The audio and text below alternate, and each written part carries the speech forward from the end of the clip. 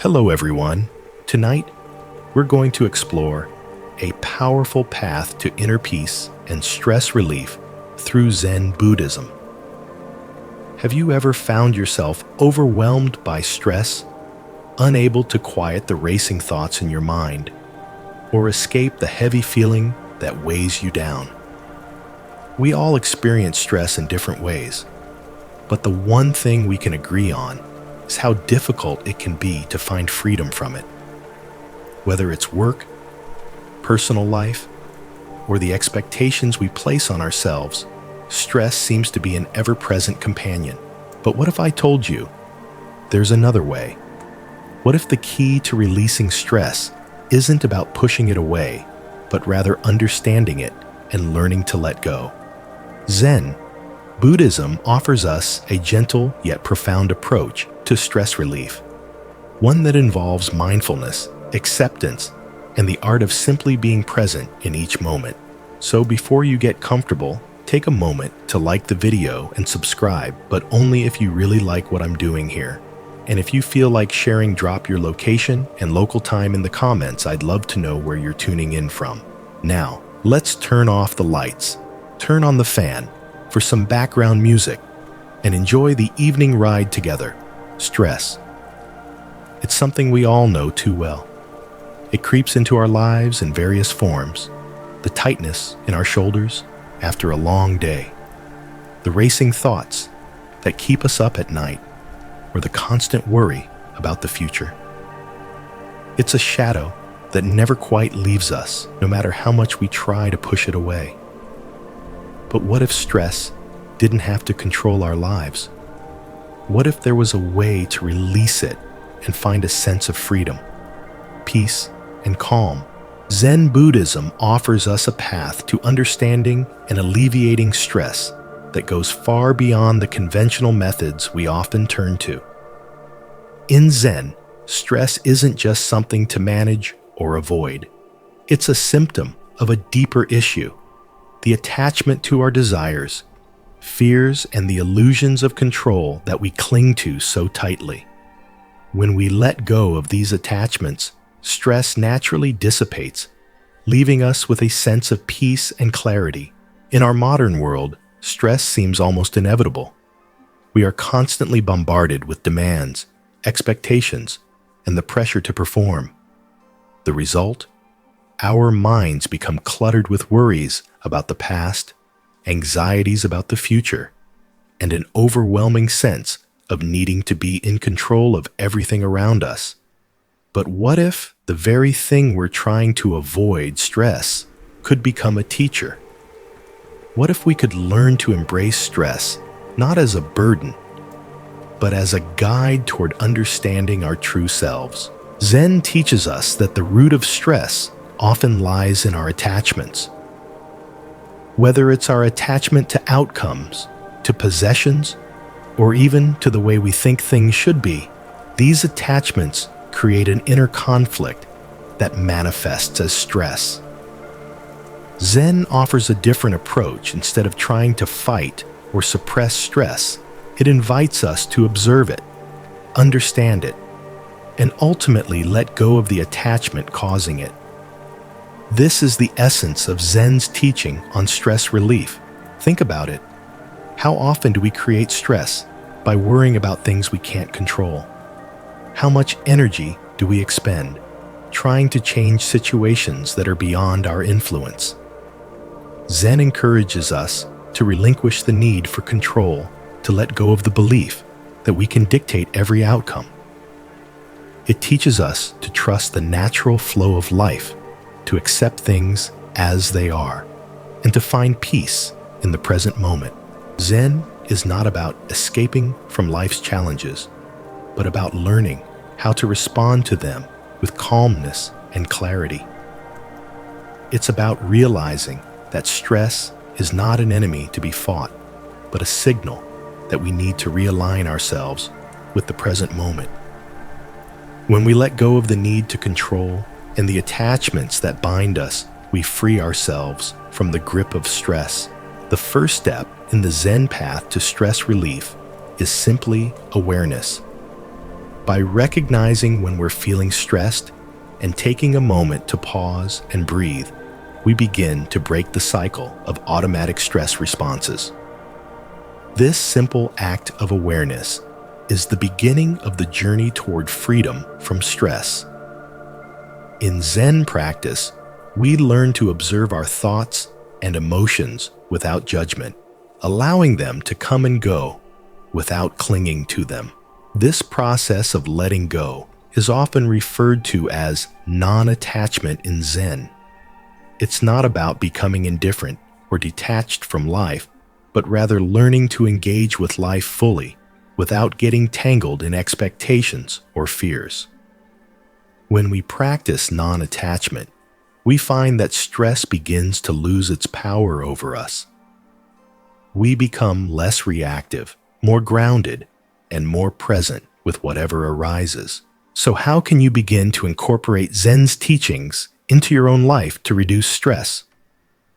The first step is to start with mindfulness. Take a moment to check in with yourself right now. How does your body feel? Are there areas of tension? Are there thoughts racing through your mind? Simply noticing these things without judgment can be the first step in releasing stress. Another powerful tool Zen offers us is the practice of meditation. Meditation allows us to quiet the mind, observe our thoughts, and cultivate a deep sense of inner peace. When we meditate, we are training ourselves to let go of distractions and to be present with what is. It's a practice that helps us return to the present moment over and over again, no matter what external stressors may arise. Through meditation and mindfulness, we can begin to recognize the patterns of thought that lead to stress and let go of them. We learn to create space between ourselves and our thoughts, allowing us to respond to life's challenges with clarity and equanimity. Zen shows us that stress is not something to be feared or avoided, but something that can be transformed into an opportunity for growth and insight. In the coming sections, we will explore more deeply how Zen can guide us in releasing stress and fear, and how its teachings can help us live with greater peace and freedom. We'll dive into Zen stories, practices, and reflections that illuminate the path to true liberation from stress. Stress is a constant companion in life, something that many of us experience every day. It seems to arrive uninvited, a heavy presence that clouds our minds and drains our energy. You may find yourself feeling tense at work, unable to shake the nagging anxiety that something is always just out of reach. Or perhaps the weight of expectations yours and others weighs you down. But have you ever stopped to ask yourself, why does this happen? Zen offers a different way of looking at stress. In the Zen tradition, stress isn't seen as a force that simply happens to us. Instead, it's an indicator, a signal pointing to something deeper inside of us that we've been ignoring. Stress often arises because of our attachments, our attachment to outcomes, to ideas, to expectations. These attachments are the roots of suffering, and by understanding them, we can begin to break free from their hold. Zen teaches that much of the suffering we experience is a result of our attachment to the world around us. These attachments are so ingrained in our thinking that we rarely notice them. They manifest as desires or fears, desires for things to go a certain way, or fears that they might not. This struggle to control and manipulate situations leads to stress because we are constantly fighting against the natural flow of life. We expect things to go how we want them, and when they don't, stress arises. Imagine for a moment the pressure you place on yourself every day. Perhaps it's the expectation of achieving certain goals or meeting deadlines, or maybe it's the belief that you must be constantly productive to be worthy. all these thoughts fuel stress. Zen invites us to notice this constant desire for control and to let go of the need to dictate every outcome. When we relinquish this need for control, we begin to see that stress, while still a part of life, doesn't have to control us. At the heart of Zen lies a deep understanding of dukkha, a word that is often translated as suffering, but could also be understood as stress. Zen teaches that this stress is a natural part of the human experience, but it's not something we need to be afraid of or run from. Instead, we are encouraged to face it directly. This is where Zen differs from modern Western approaches to stress management. Rather than trying to suppress stress or find ways to avoid it, Zen teaches us to look closely at what is causing it. Stress often arises because we try to hold on to things that are fleeting. We want situations to remain constant, but life is change, and change brings uncertainty. This is where our attachment to control becomes a problem. When we refuse to accept change, we increase our stress. We feel uncomfortable when things don't unfold the way we expect them to, when our plans are disrupted, or when the future is uncertain. But change is inevitable, and Zen teaches us that the key to reducing stress lies in accepting this change, not fighting against it. In Zen practice, the first step in dealing with stress is awareness. We begin by becoming aware of the thoughts and emotions that arise within us. When stress strikes, we often react without thinking, adding more fuel to the fire. But by practicing mindfulness, by simply observing what's happening in the moment without judgment, we create space between ourselves and our stress. We stop identifying with it, and instead, we see it for what it is, a passing moment. Imagine that stress is like a cloud floating across the sky. You don't need to grab the cloud and try to hold on to it. Instead, you can simply watch it pass by. This is how Zen encourages us to relate to stress. It doesn't mean that the cloud will never appear again, but it does mean that we don't have to let it control us. When we are mindful, we are able to step back from the emotion of stress and view it from a more detached perspective. Through this mindfulness practice, we begin to understand the impermanence of everything, including our stress. Just as clouds move across the sky, our stress comes and goes. It's not something that lasts forever unless we allow it to. The key is recognizing the transient nature of all things, including our emotional states. When we grasp this truth, stress loses much of its power over us. Another essential teaching of Zen is the practice of non-attachment. This doesn't mean that we stop caring or that we detach from life entirely, but rather that we stop clinging to things that cause us suffering. When we become attached to an outcome, to how we think things should be, we create stress. For example, if you become fixated on how a meeting should go or how an event should unfold, any deviation from that can cause frustration or anxiety.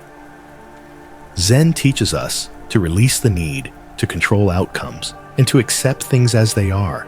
This lesson is exemplified in one of the most well-known Zen stories, the tale of two monks.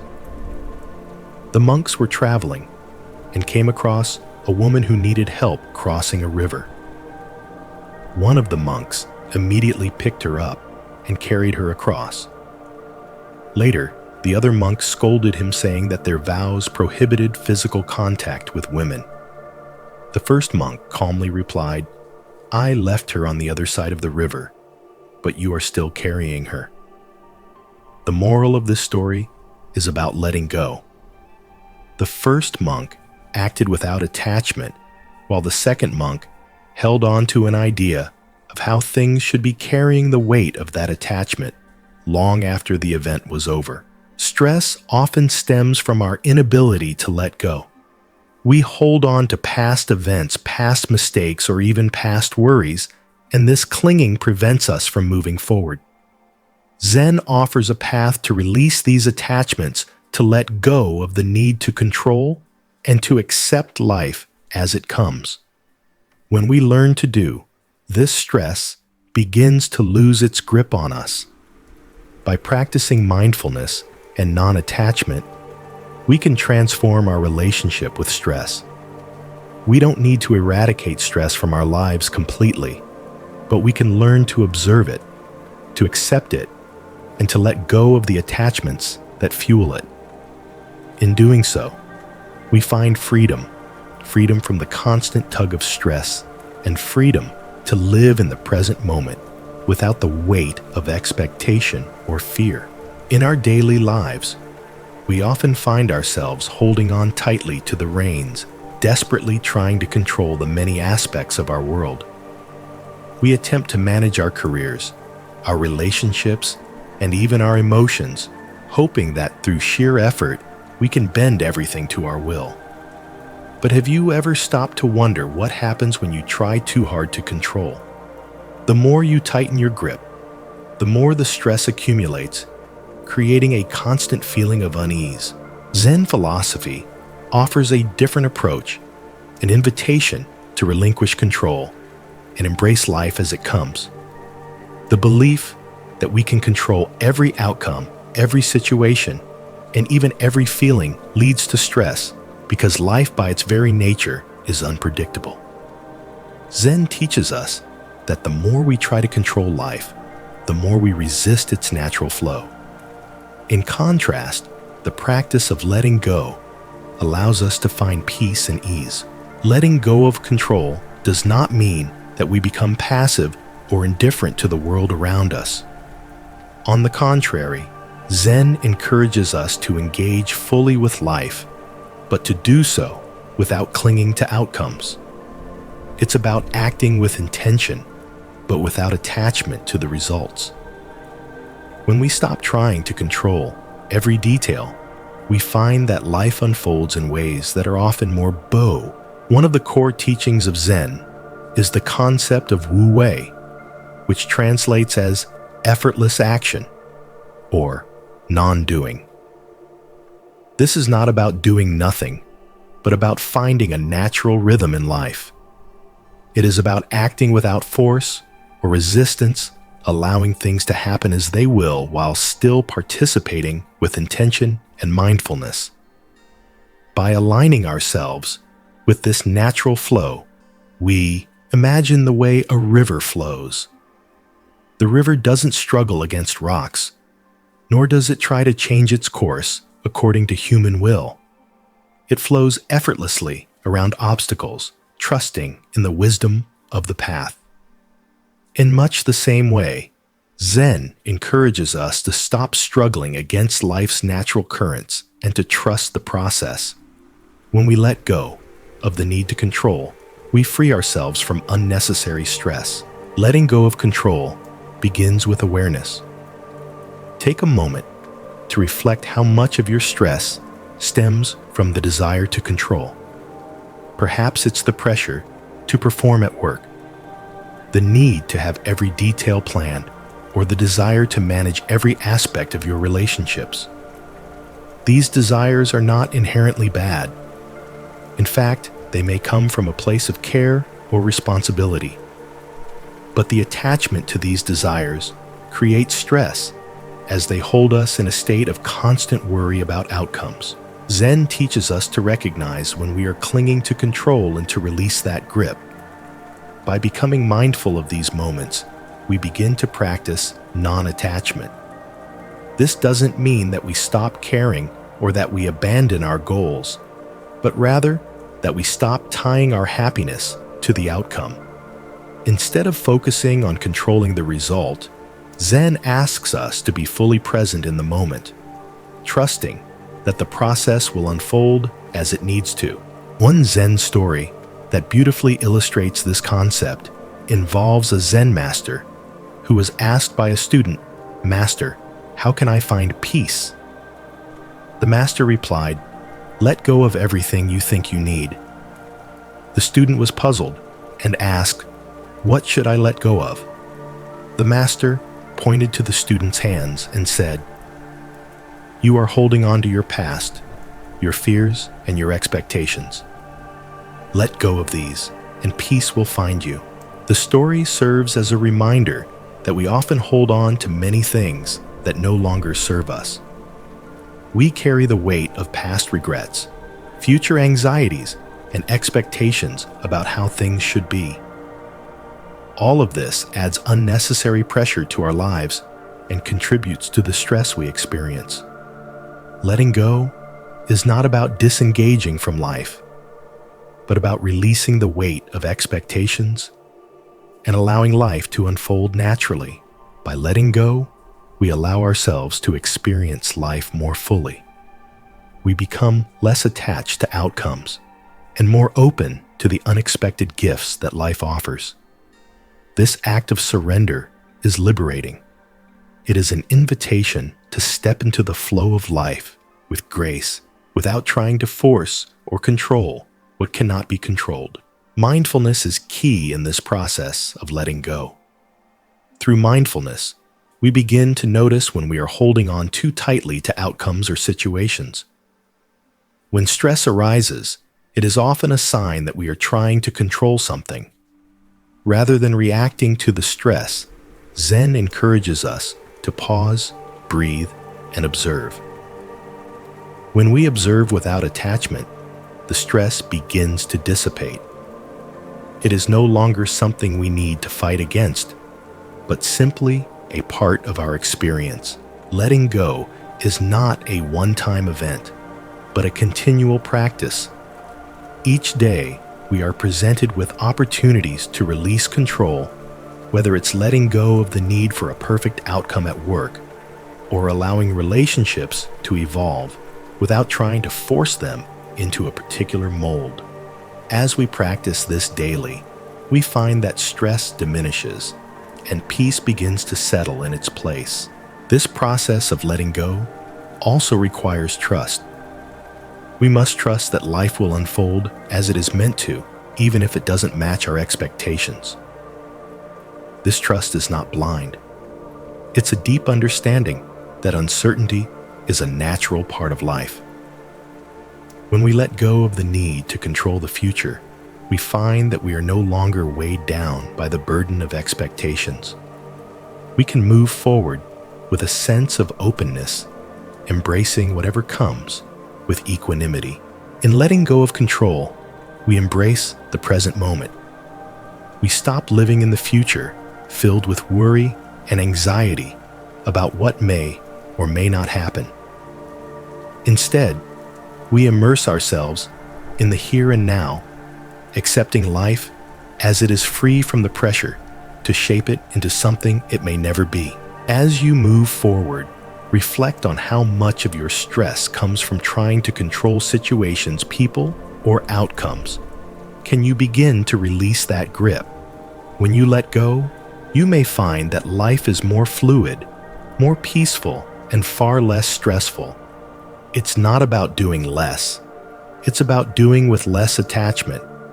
In this simple yet profound practice, we find a path to freedom. Stress often feels like an invisible weight pressing down on us from all directions. We may try to ignore it, distract ourselves, or manage it, but it's still there, lingering. And when we look deeper, we realize that much of this stress is rooted in fear. Fear of the unknown, fear of failure, fear of loss, fear of not being enough. But what if fear was not an enemy to be avoided? What if it was a teacher guiding us toward freedom? Zen presents a unique perspective on fear. While fear is a natural human emotion, Zen doesn't ask us to suppress it or ignore it. Instead, it encourages us to face it directly, to observe it without attachment, and to understand it as part of our experience. Zen teaches us that fear, like stress, often arises from our attachment to certain outcomes. We fear what we cannot control, what might happen, or what we think we might lose. Imagine for a moment a time when you've been afraid. Perhaps it was before an important presentation, a difficult conversation, or even something as simple as trying something new. What happened to your body? Your mind likely raced, your heart beat faster, and your thoughts became clouded with worry. This reaction is completely natural, but what Zen teaches us is that these fearful reactions don't have to control us. In fact, they can be transformed. Fear often arises from a lack of understanding or acceptance of the present moment. We fear the future because we don't know what will happen, or we fear the past because we cannot change it. Zen teaches that the present moment is the only place where true freedom exists. When we learn to stay rooted in the present, free from the grasp of past regrets or future anxieties, we diminish the power of fear. One Zen story that illustrates this point involves a young monk who was walking along a path when he encountered a snake. He was paralyzed with fear, unable to move. But his master, who was walking behind him, calmly approached the snake and simply touched it. The snake, seeing no threat, slithered away. The monk, still trembling, asked, "Master, how did you do that without fear?" The master replied, "I didn't try to control the snake. I accepted it for what it was in that moment." This simple interaction teaches a powerful lesson. When we stop resisting fear, when we accept it for what it is, it loses its power over us. Just like the monk, who was paralyzed by fear, we often find ourselves unable to act because we are too focused on what could happen. We freeze, imagining the worst possible outcome. But Zen teaches us that when we accept fear, not as something to be eliminated, but as part of the human experience, we can move through it with ease. Fear often arises when we attach meaning to the unknown. It's the fear of what might happen, of the potential for failure, or the fear of loss. Zen invites us to detach from these projections and to simply be with what is. We don't know what tomorrow holds, but that doesn't mean we need to be afraid of it. When we can embrace the uncertainty of life, we release the hold that fear has on us. One way Zen helps us with fear is through mindfulness. By practicing mindfulness, we become more aware of the thoughts and emotions that arise within us. When we feel fear, we are encouraged to observe it without judgment. Instead of running from it or trying to push it away, we simply watch it, acknowledging it as part of our experience. This act of mindful observation diminishes the power of fear because it stops being something we resist and starts becoming something we accept. The process of observing our fear also teaches us that fear is often based on our thoughts about what might happen rather than what is actually happening in the present moment. Our minds have a tendency to project scenarios, sometimes even the worst-case scenario, into the future. But when we observe fear, without attaching meaning to it, we begin to see how fleeting it is. Just like stress, fear is temporary. It comes and goes, and it doesn't define us. Zen also teaches us that fear often arises from our attachment to an image of who we think we should be. We fear that we won't live up to certain expectations, whether they come from society, our families, or ourselves. We fear judgment, failure, and the possibility of not measuring up. But Zen invites us to let go of these attachments to a perfect self. When we stop trying to be something we're not, we release the fear of falling short. Instead, we embrace who we are in the present moment, imperfections and all. The practice of letting go of fear is deeply tied to the Zen concept of no self, or anatta. This teaching holds that there is no permanent unchanging self. Our identities, our roles, and even our fears are not fixed. They are fluid, ever-changing. When we identify with the fear of failure or judgment, we are attaching ourselves to a false idea of who we are. When we let go of this attachment to a rigid self-image, fear loses its grip. Through Zen practice, we begin to understand that fear is not something that needs to be eliminated. It is a natural part of the human experience, but it doesn't need to control us. By facing fear with mindfulness, acceptance, and non-attachment, we free ourselves from the stress that fear brings. We move through life not as victims of our fears, but as witnesses to them, knowing that they are not permanent and do not define us. When we embrace fear as part of life, rather than something to be avoided, we begin to transform it. Fear becomes a teacher, guiding us toward greater wisdom and understanding. It teaches us to be present, to let go of control, and to trust in the process of life. How often do we find ourselves trapped between the past and the future, caught in the endless loop of what has been and what could be? The present moment, the only true moment we have, is often overshadowed by the weight of the past or the anxiety of the future. Zen teaches us that the key to freedom from stress and fear is to return to the present, to embrace the now, and to live fully in the moment. The present moment is where true peace exists. It is the only place where we can truly experience life as it unfolds. Yet we often resist the present, either by clinging to memories of what has happened, or by obsessing over what might happen next. When we are lost in the past or the future, we miss the richness of the present moment. The present is all we ever have, and yet we often overlook it in favor of the noise in our minds. Think about the last time you felt truly at peace. Chances are, it was when you were fully immersed in the present, whether it was enjoying a simple meal, taking a walk, or being with loved ones. In those moments, there was no anxiety about what was coming next, and no regret about what had happened before. You were simply there, in the moment, fully alive. This is the essence of Zen practice, to cultivate that same presence and awareness in all moments of our lives. Zen teaches us that our suffering often arises from our attachment to the past or the future.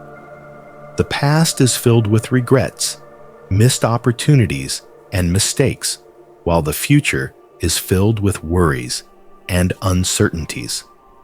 These attachments keep us from fully experiencing the present. We carry the weight of the past with us, and we create fear and stress about the future that hasn't even happened yet. But when we can let go of these attachments, we find that the present moment is free of stress. It simply is.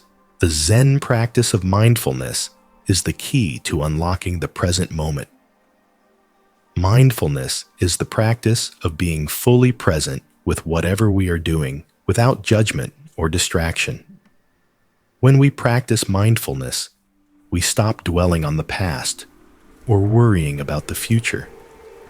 We simply focus on what is happening now, the sensations in our body, the sounds around us, the thoughts that arise, and the feelings we experience. In this way, we begin to reconnect with the present moment by moment. One of the simplest ways to practice mindfulness is through the breath. The breath is always with us, and it is a powerful tool to bring us back to the present moment. When we feel stressed or distracted, we can pause, take a deep breath, and focus all of our attention on the sensation of the breath moving in and out. This act of returning to the breath can help us release the hold that the past and future have on our minds and bring us back to the here and now. Zen also teaches us the importance of acceptance in the present moment. Acceptance does not mean resignation or indifference. It means embracing life as it is without resistance.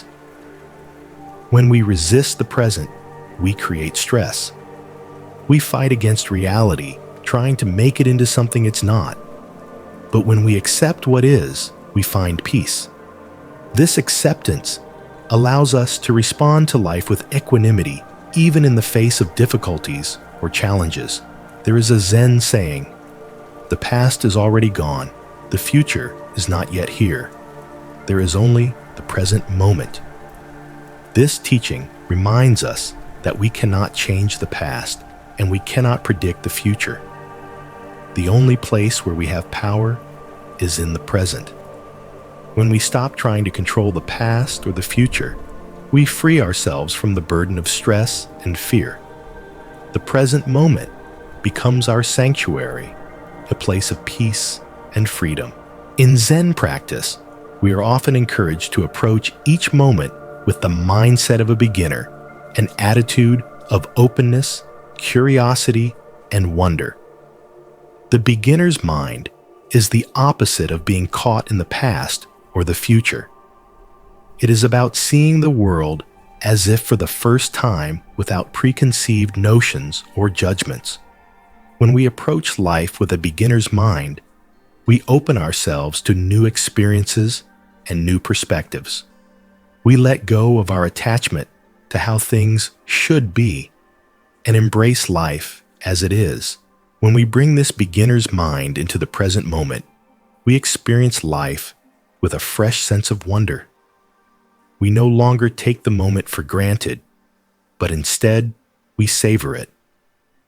Whether we're drinking a cup of tea, listening to a song, or simply sitting in silence, we become fully engaged in the experience.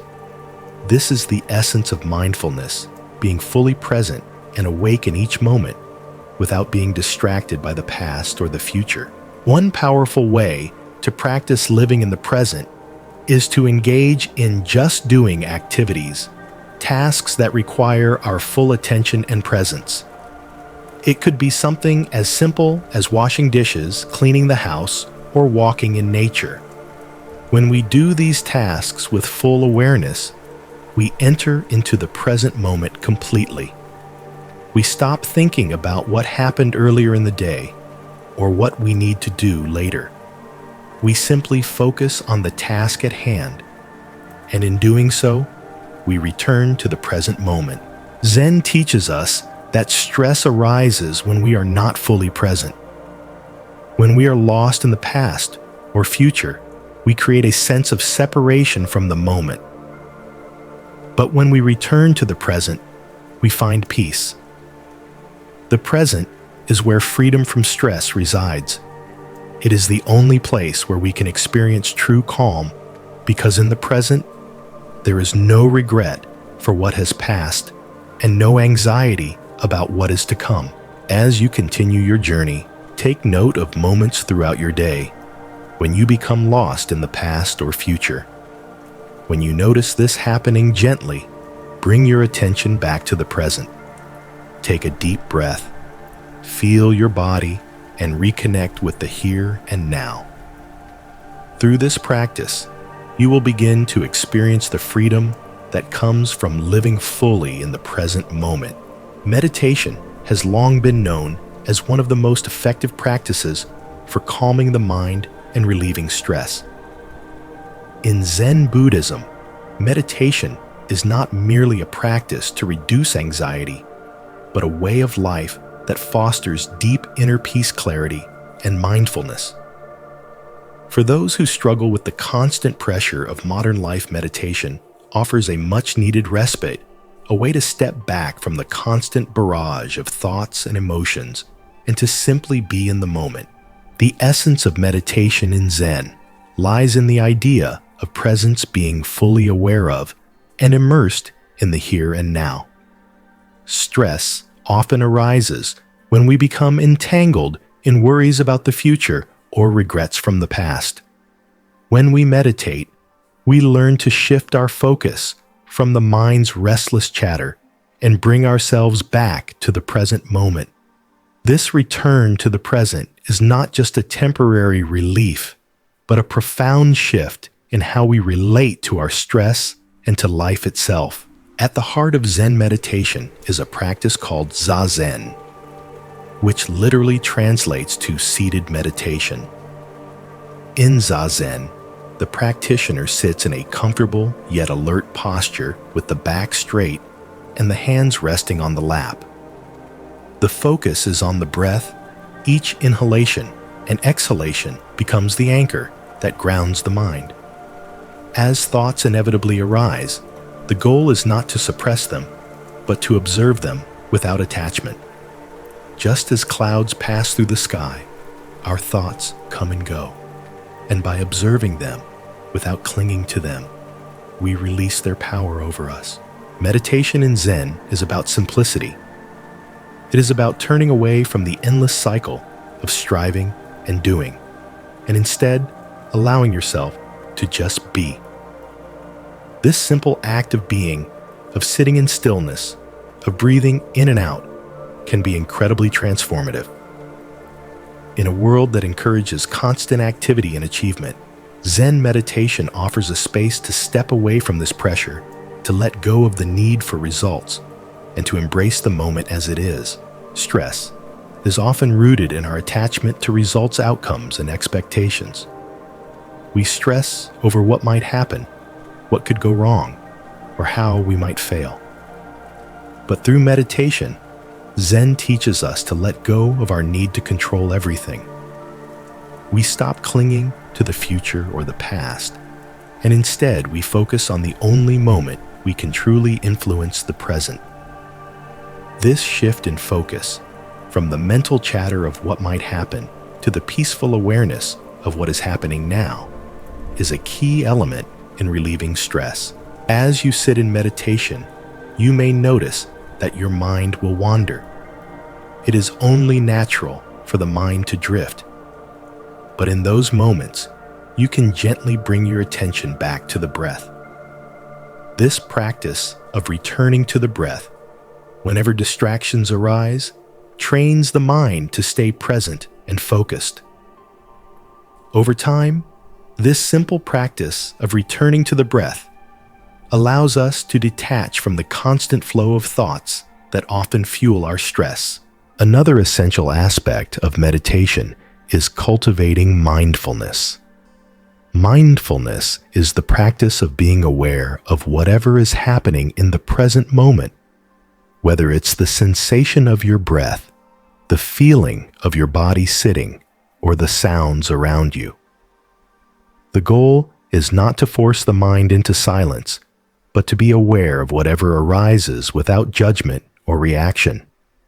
In this way, mindfulness becomes a tool for reducing stress by allowing us to observe our thoughts and emotions without getting caught up in them. In Zen meditation is not just about finding a moment of peace during a sitting session. It is about bringing that peace into every moment of our lives. As we practice meditation, we learn to carry the mindfulness and stillness we cultivate on the cushion into our daily activities. Whether we are eating, walking, or working, we can bring our full attention to the task at hand. This shift in focus helps us to let go of the constant mental noise and to experience life more fully and peacefully. It's important to note that meditation is a practice, and like any practice, it takes time. In the beginning, it may feel challenging to quiet the mind, and the stress you hope to release may still feel present. But with consistent practice, the benefits of meditation become more apparent. The mind becomes calmer, and the body becomes more relaxed. Over time, you may find that you are better able to manage stress, to approach challenges with greater clarity, and to respond to life with more patience and equanimity. Meditation also helps us to develop compassion, both for ourselves and for others. When we meditate, We create a space for self-reflection where we can observe our thoughts and emotions without judgment. This non-judgmental awareness helps us to be kinder to ourselves, to let go of the inner critic that often amplifies our stress. And as we cultivate compassion for ourselves, we naturally begin to extend that compassion to others. This sense of connection and understanding reduces stress by fostering a deeper sense of peace and harmony. The benefits of meditation are not confined to the sitting practice alone. When we begin to bring mindfulness into our daily activities, we start to experience life differently. We become more present with the people around us, more aware of the beauty in small moments, and more at ease with ourselves. This shift in perspective, this cultivation of presence, gradually transforms our relationship to stress. We learn that we are not defined by our stress, but by our ability to remain grounded and peaceful despite it. If you are new to meditation, don't worry about achieving perfection or silence right away. The goal of meditation is not to force the mind into stillness, but to gently guide it back to the present moment whenever it wanders. Start with just a few minutes each day. Sit in a comfortable position, close your eyes, and focus on your breath. When your mind drifts, bring it back to the breath gently and without judgment. As you practice, you will begin to notice that your ability to stay present increases, and the stress that once felt overwhelming will begin to fade. Meditation, when practiced regularly, is a powerful tool for reducing stress, finding clarity, and cultivating peace. It allows us to step out of the cycle of worry and anxiety and into the calm of the present moment.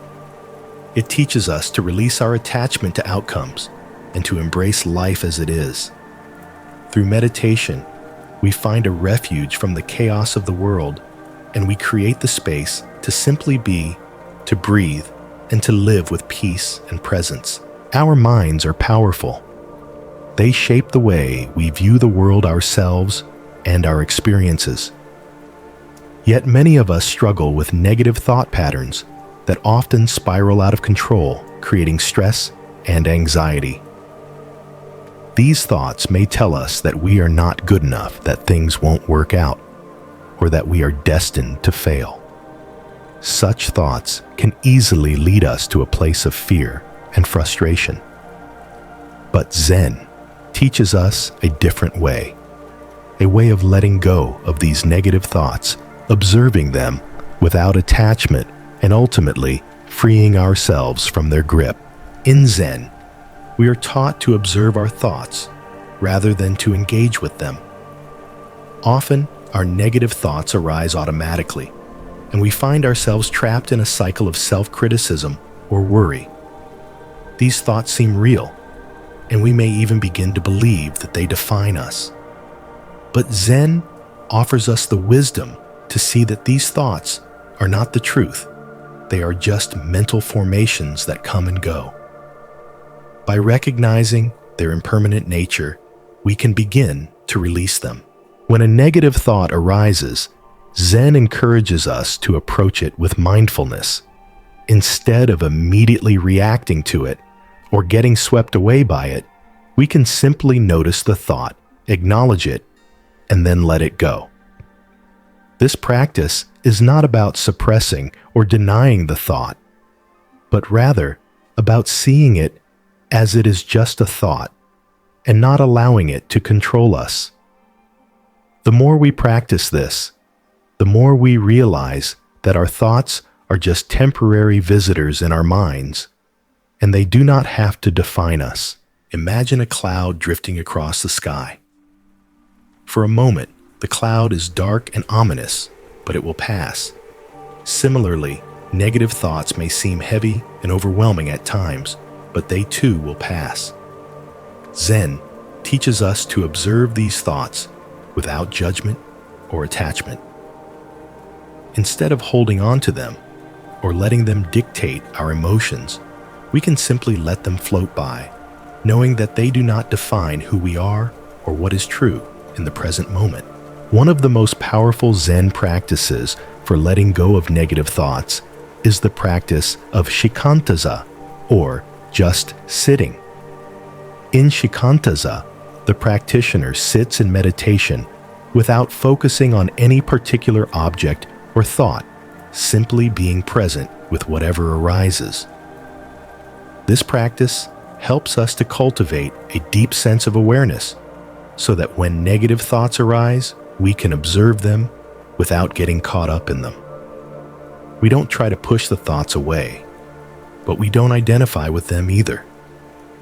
Instead, we let them come and go, just as clouds pass through the sky. By practicing mindfulness and shikantaza, we start to break the cycle of negative thinking. We learn that our thoughts are not absolute truths. They are just mental constructs that we can choose not to engage with. This realization is liberating because it allows us to stop giving power to the negative thoughts that keep us stuck in stress and anxiety. Another essential practice in Zen is koan meditation, which involves contemplating paradoxical or thought-provoking questions. The purpose of koans is to break through the logical mind and help us experience reality beyond conceptual thought. One famous koan is the question, "What is the sound of one hand clapping?" This question challenges our ordinary way of thinking and invites us to let go of the need for answers. By focusing on such paradoxical questions, we learn to release the need for rationality and control, allowing us to transcend our habitual negative thinking and open ourselves to a deeper level of awareness. Letting go of negative thoughts also involves cultivating a sense of compassion for ourselves. Often, our negative thinking is rooted in self-criticism or fear of failure. We may tell ourselves that we are not good enough or that we don't deserve happiness. But Zen teaches us that self-compassion is essential for letting go of negative thoughts. When we approach ourselves with kindness and understanding, we create the space to release the harmful thoughts that hold us back. Instead of berating ourselves for having negative thoughts, we can simply notice them, acknowledge their presence, and let them go with gentleness. It's also important to remember that letting go of negative thoughts is a gradual process. It doesn't happen overnight, and it doesn't mean that we won't experience negative thoughts at all. What it does mean is that we no longer have to let those thoughts control us. With practice, we learn to detach from negative thinking, allowing it to pass through us like a fleeting storm. We no longer identify with the thoughts that arise, and instead, we recognize that we are the space in which those thoughts occur, not the thoughts themselves. Zen teaches us that the key to letting go of negative thoughts is awareness. By bringing our attention to the present moment, we start to see that our negative thoughts are not facts. They are just stories that the mind tells us. We can choose to stop believing these stories and instead simply observe them without attachment. When we practice mindfulness, we become more aware of the patterns of negative thinking that fuel our stress. With this awareness, we can begin to break free from these patterns, creating more space for positive, peaceful thoughts. When we let go of negative thoughts, we create space for positive emotions and experiences to arise. We stop holding on to the old stories of failure, fear, and inadequacy, and instead, we open ourselves to new possibilities. We learn that we are not defined by our past mistakes or by the negative thoughts that arise in our minds. By releasing these thoughts, we make room for love, compassion, and joy to enter our lives. As you continue your practice, Try to observe your thoughts without attachment. Notice when negative thoughts arise and gently bring your attention back to the present moment. When you let go of these thoughts, you will feel a sense of lightness and freedom. The more you practice this, the more you will experience the deep peace that comes from letting go of the mental clutter that causes stress. Remember, letting go of negative thoughts is not about denying our feelings or pretending that everything is perfect. It is about recognizing that we have the power to choose how we respond to our thoughts. We can let go of the ones that no longer serve us and create space for new, more positive, and peaceful thoughts to take their place in a world that is constantly moving, constantly demanding our attention, and always filled with noise. Silence and stillness can seem elusive, almost unnatural. We are conditioned to be busy, to do, to achieve, and to always be in motion. Yet Zen teaches us the power of silence and stillness as essential tools for stress relief and inner peace. Silence is not simply the absence of sound, it is the presence of peace. In the absence of external noise, we can hear the subtle rhythms of our thoughts, emotions, and even our bodies. In silence, we create the space to truly listen not only to the world around us, but also to the deeper whispers of our inner selves. It is in this stillness that we can begin to find the freedom we seek from stress. For many, silence can feel uncomfortable. We are so used to the distractions and the constant flow of information that the thought of sitting in silence can feel unnerving. The mind, unused to such stillness, may begin to race with thoughts, worries, and anxieties. But in Zen, silence is seen as a powerful tool for transformation. It is in the quiet moments that we can truly see things as they are, free from the distortion of our busy minds. The practice of stillness is foundational to Zen meditation. When we sit in meditation, we embrace the silence of the moment. There is no need for words, no need for action. We simply sit, breathe, and observe. This simple act of sitting still may seem passive, but in reality, it is a profound practice that allows us to tune in to the present moment. It teaches us that we do not need to constantly strive or push ourselves in order to find peace. Sometimes the greatest peace comes from doing nothing, from simply being. In stillness, we can begin to notice the constant chatter of the mind. The mind is like a monkey, always jumping from one thought to another, rarely pausing to rest. But when we sit in silence, we can observe this mental chatter without getting caught up in it. Over time, the more we practice stillness, the more we can learn to detach from these thoughts, allowing them to pass through without reacting or getting swept away. Silence also offers us the opportunity to hear our own inner voice, which is often drowned out by the noise of daily life. In the stillness, we can connect with our deeper wisdom and intuition. Often, when we are busy and distracted, we forget to listen to our inner selves. But in the quiet, we can tap into the calm and clarity that lies beneath the surface of our thoughts and emotions. Zen encourages us to embrace silence not just during meditation, but throughout our daily lives. In a conversation, for example, we can learn to embrace moments of silence. Instead of filling the space with words, we can allow pauses to occur naturally. These pauses give us the chance to reflect on what has been said and to respond with greater mindfulness. In this way, silence becomes a tool for deepening our connection with others and enhancing the quality of our interactions. Even in the midst of a busy day, we can create moments of silence for ourselves. It could be a few minutes of quiet reflection in the morning, a walk in nature, without the distraction of technology, or simply sitting quietly for a few moments to reconnect with our breath. These small moments of silence help us recalibrate and return to the present, letting go of the external noise that often fuels our stress. But silence isn't just about the absence of sound, it's also about the stillness of the body.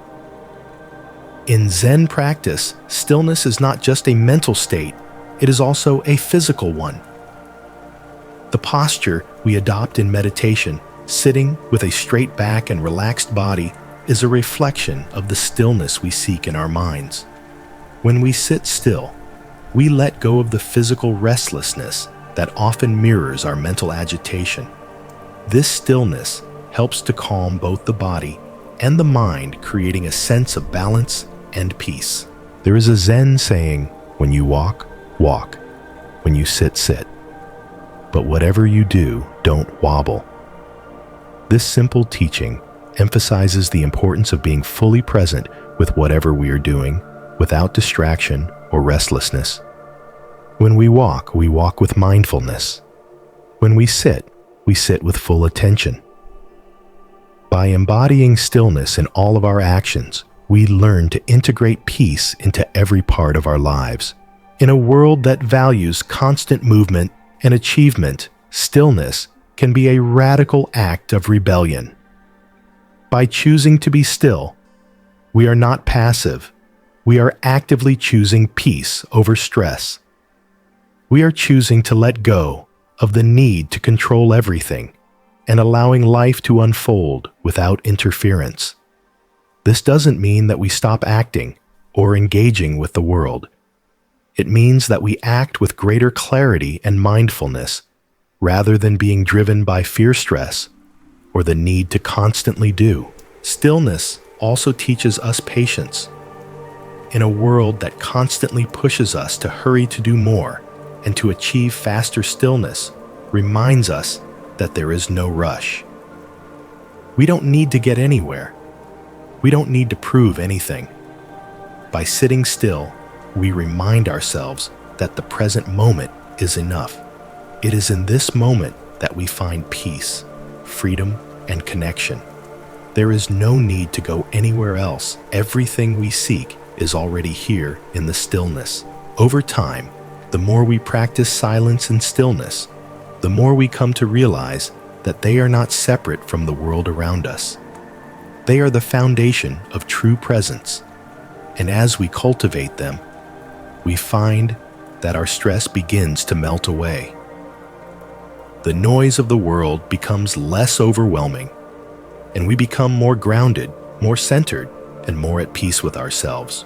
In embracing silence and stillness, we reclaim the ability to be fully present with life. We stop rushing, stop striving, and simply allow ourselves to experience each moment as it is. In this quiet space, we can connect with our true selves, let go of the noise, and find the peace that lies within us all. The idea of no self, or anatta, is one of the most profound and transformative teachings in Zen Buddhism.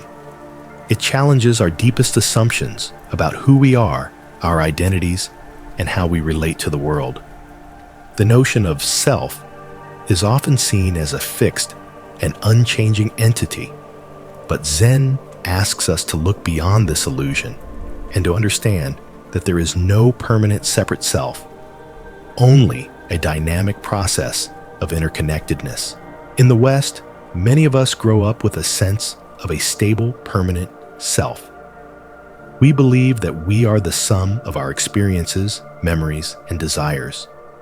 This sense of self feels very real to us, and it shapes how we interact with the world. We identify ourselves by our thoughts, roles, and labels. I am a student, a parent, an employee. But Zen invites us to look deeper and question this assumption. According to the teachings of Zen, the self is an illusion, one that arises from our attachment to ideas, thoughts, and perceptions. We often define ourselves by the labels we attach to our identities, such as, I am successful, I am a failure, I am happy, or I am sad. But these identities are fleeting and constantly changing. In truth, Zen teaches us that there is no permanent, unchanging self. What we perceive as the self is nothing more than a collection of constantly shifting thoughts, emotions, and sensations. To understand this concept, let's look at a simple Zen story. A student asked the Zen master, "What is the true nature of the self?" The master replied, "There is no self, only the stream of life." The student, puzzled, asked again, "But I experience myself as an individual. How can that be?"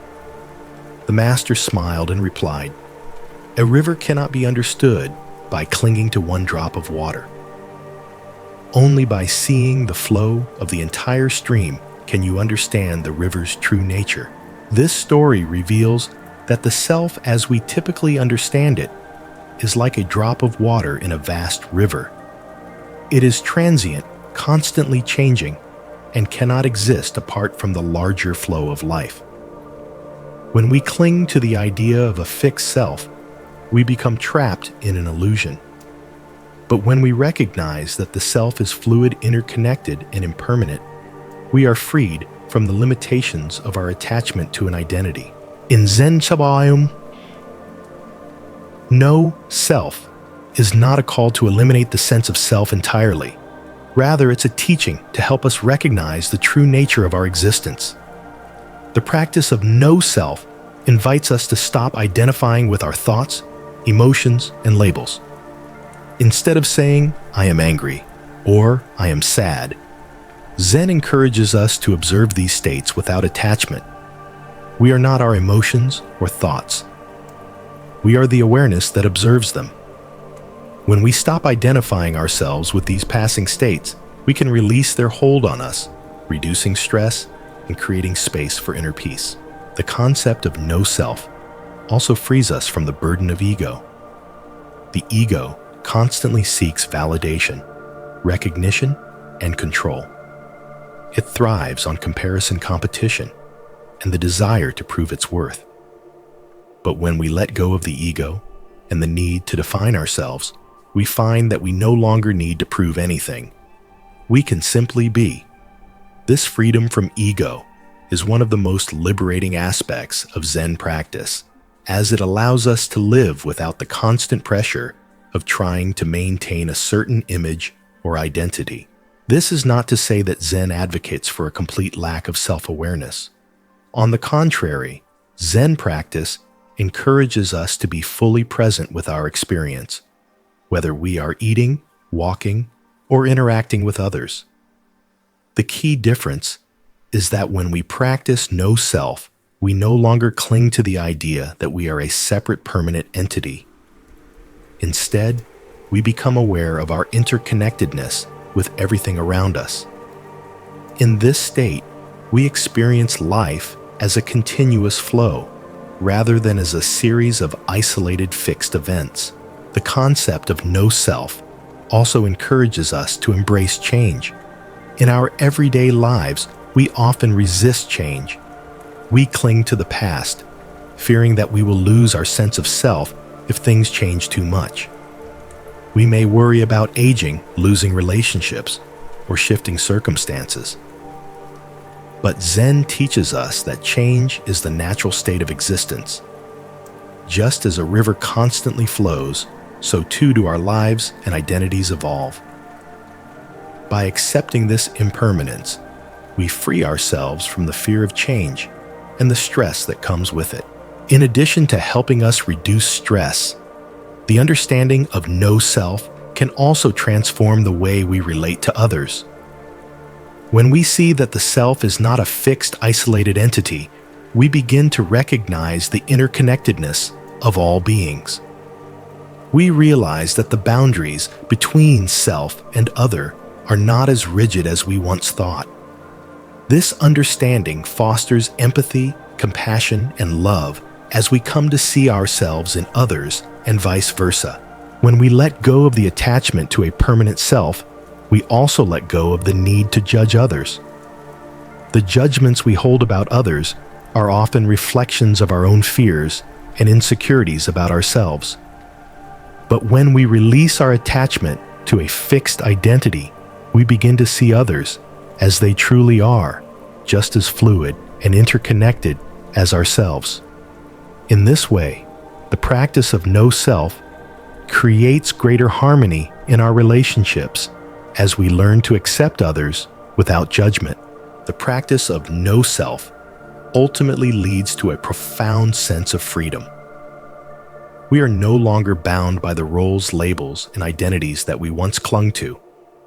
We no longer feel the need to define ourselves based on external factors, nor do we seek validation from others. Instead, we live from a place of deep acceptance and awareness, knowing that we are not separate from the world, but an integral part of the greater whole. When we let go of the illusion of a fixed self, we are free to embrace life in all its beauty, impermanence, and change. We stop living in the confines of our own limited sense of identity, and instead, we open ourselves to the vast, interconnected flow of existence. In this freedom, we find peace, a peace that comes not from holding on to anything, but from letting go and living in the present moment. Zen stories, or koans, are more than just tales. They are tools for personal transformation. They contain profound teachings that challenge the mind and push us to look beyond our conventional ways of thinking. One of the most important lessons in Zen is the practice of letting go of attachments, and many Zen stories illustrate this core teaching in unique and thought-provoking ways. Attachments, as Zen teaches, are the root of much of our suffering. We attach ourselves to possessions, people, and ideas, believing that they define us or give our lives meaning. But in doing so, we bind ourselves to impermanence. Zen urges us to let go of these attachments, not in a way that creates distance or detachment from life, but in a way that frees us to experience life fully without the weight of unnecessary desire. One classic Zen story that illustrates the power of letting go is the story of the two monks and the woman at the river. Two monks, Tanzan and Ekido, were traveling together when they came upon a woman who was unable to cross a swollen river. Without hesitation, Tanzan picked her up and carried her across the water. After crossing, he put the woman down and continued on his way. Later that day, Ekido, who had been silent throughout the incident, said, "Tanzan, we are monks. We are not supposed to touch women." "Why did you do that?" Tanzan replied, "I put her down at the riverbank hours ago. Why are you still carrying her?" This story illustrates the Zen teaching of letting go of attachments, both physical and mental. Tanzan helped the woman in need without hesitation and without attaching any meaning to the act. Ekido, on the other hand, carried the weight of judgment and attachment, holding on to the event long after it had passed. This story shows us how our attachments, whether to ideas, rules, or the past, can weigh us down and prevent us from moving forward with peace and clarity. When we practice letting go of attachments, we stop holding on to past grievances, regrets, or even expectations. We free ourselves from the burden of carrying these mental and emotional weights. The practice of letting go is not about disengaging from life, but about experiencing it without the constant need to control, define, or possess it. Another Zen story that teaches the importance of letting go of attachments involves the great Zen master Hakuin.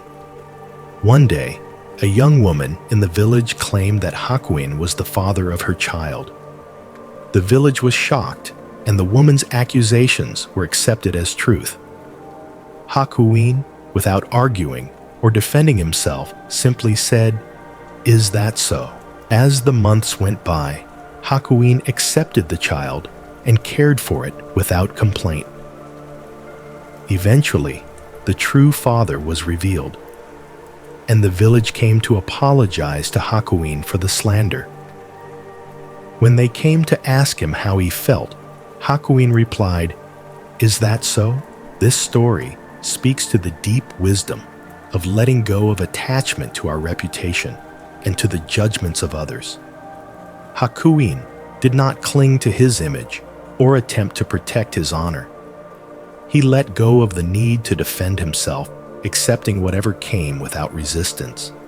In doing so, he demonstrated that peace comes when we stop attaching ourselves to the judgments of others and we let go of the need for external validation. In our own lives, we often find ourselves attached to certain expectations, whether they are about how we should be perceived, how others should behave, or how life should unfold. These attachments can lead to frustration, disappointment, and stress when things don't go as we expect. Zen teaches us that the key to freedom is not in clinging to these expectations, but in releasing them. When we let go of our need to control or dictate the outcome of every situation, we open ourselves to the flow of life. A final Zen story that highlights the importance of letting go involves a monk who went to his master and asked how he could attain enlightenment. The master told him to drop it. The monk, confused, asked drop. What the master replied, "Everything." This simple yet profound advice speaks to the core of Zen practice. We must let go of everything we cling to: our desires, our expectations, our ideas of who we are. When we release all attachments, we experience true freedom, unburdened by the weight of constant desire or the fear of loss. The Zen practice of letting go teaches us that we do not need to hold on to anything to be complete. We are already whole, and by releasing our attachments, we can experience life more fully, with greater clarity and peace. Letting go is not about giving up or resigning ourselves to passivity. It is about accepting life as it is without the constant need to shape it according to our desires. In each Zen story, we see the profound wisdom in letting go.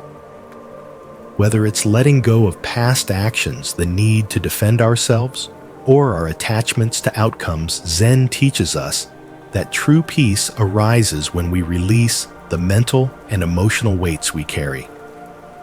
The more we practice letting go, the more we realize that the things we thought we needed to hold on to were never truly ours to possess.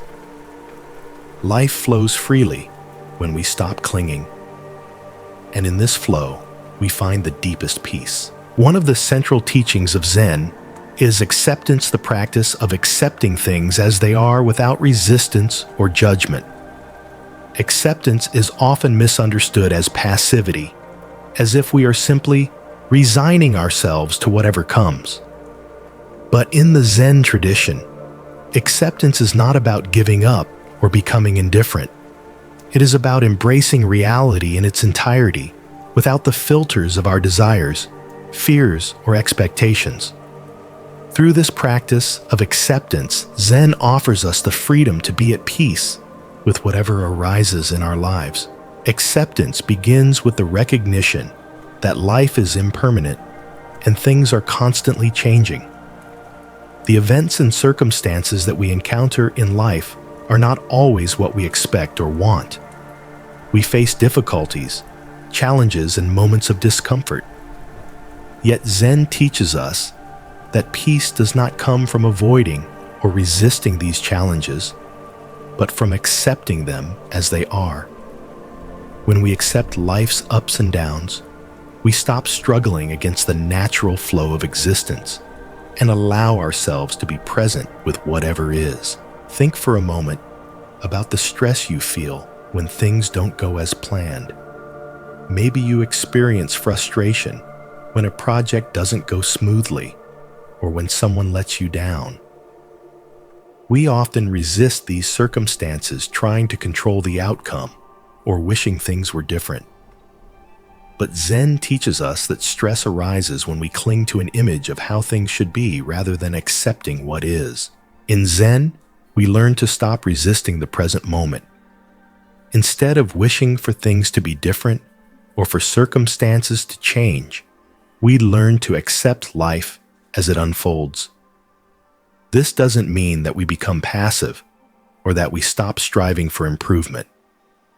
Acceptance in Zen is about letting go of the need to control outcomes and simply embracing life as it is with all of its imperfections. A classic Zen story illustrates the power of acceptance. A young monk came to his master and said, "Master, I have been practicing for many years, and yet I still feel troubled. I am filled with desire and distraction. How can I find peace?" The master replied, "You must accept everything. Accept your desires, accept your distractions, and accept the imperfections of your practice. Only then will you find peace." The monk was puzzled. "But how can I accept my desires and distractions? Aren't they the source of my suffering?" he asked. The master replied, "When you accept everything as it is, you stop fighting against the flow of life. The desire and distraction will lose their power over you. Peace comes not by changing your circumstances, but by accepting them without resistance." This story reveals the profound wisdom of acceptance. We often believe that we must rid ourselves of undesirable thoughts, feelings, or circumstances in order to find peace. But Zen teaches us that peace comes when we stop resisting what is. We do not need to force ourselves to be different. We need only to accept who we are and where we are in this moment. Acceptance is also closely tied to the practice of non-attachment. When we accept life as it is, we stop clinging to an ideal or a fixed image of how things should be. We recognize that things are always changing, and we release the need to control or hold on to anything. This freedom from attachment allows us to live more fully in the present without the weight of expectations or regrets. In Zen practice, the process of acceptance is not about being passive or giving up on our goals. It is about being open to the present moment without judgment or resistance. Acceptance allows us to meet life's challenges with equanimity, knowing that everything is temporary and subject to change.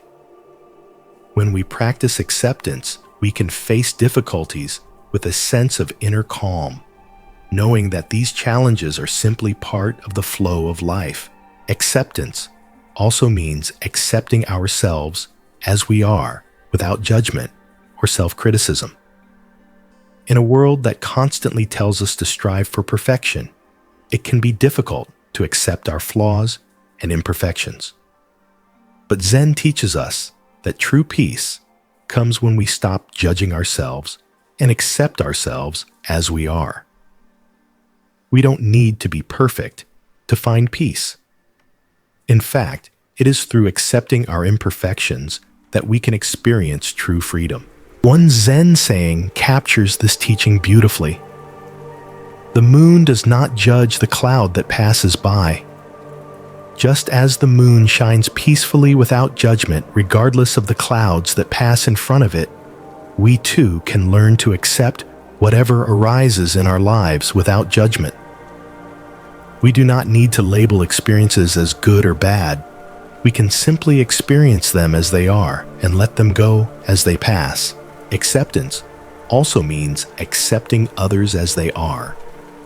Often, we find ourselves frustrated or stressed by the behavior of others, especially when people don't meet our expectations. But Zen teaches us that we do not need to change others or make them conform to our desires. When we accept others as they are without trying to control or judge them, we free ourselves from the stress that comes with trying to force things to be different. Through acceptance, we learn to release the need to control, to fix, or to change. This doesn't mean that we become passive or inactive, but that we act from a place of peace rather than from a place of resistance.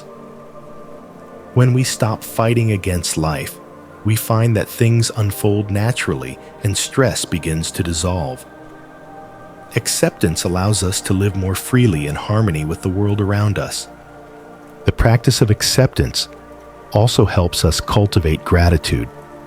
When we accept life as it is, we begin to see the beauty in all things, even in the challenges and difficulties. We realize that everything has value, and that every experience, whether joyful or painful, contributes to our growth and understanding.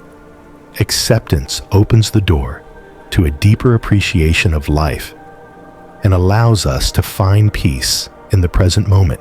If you find yourself struggling with acceptance, start by recognizing moments when you are resisting reality. Perhaps you are holding on to expectations that life should be different, or maybe you are upset about something in the past, or fearful of the future. In those moments, take a deep breath and remind yourself that everything is temporary. Allow yourself to let go of the need to control and simply accept what is. With practice, acceptance becomes a natural way of being, and stress loses its grip on you.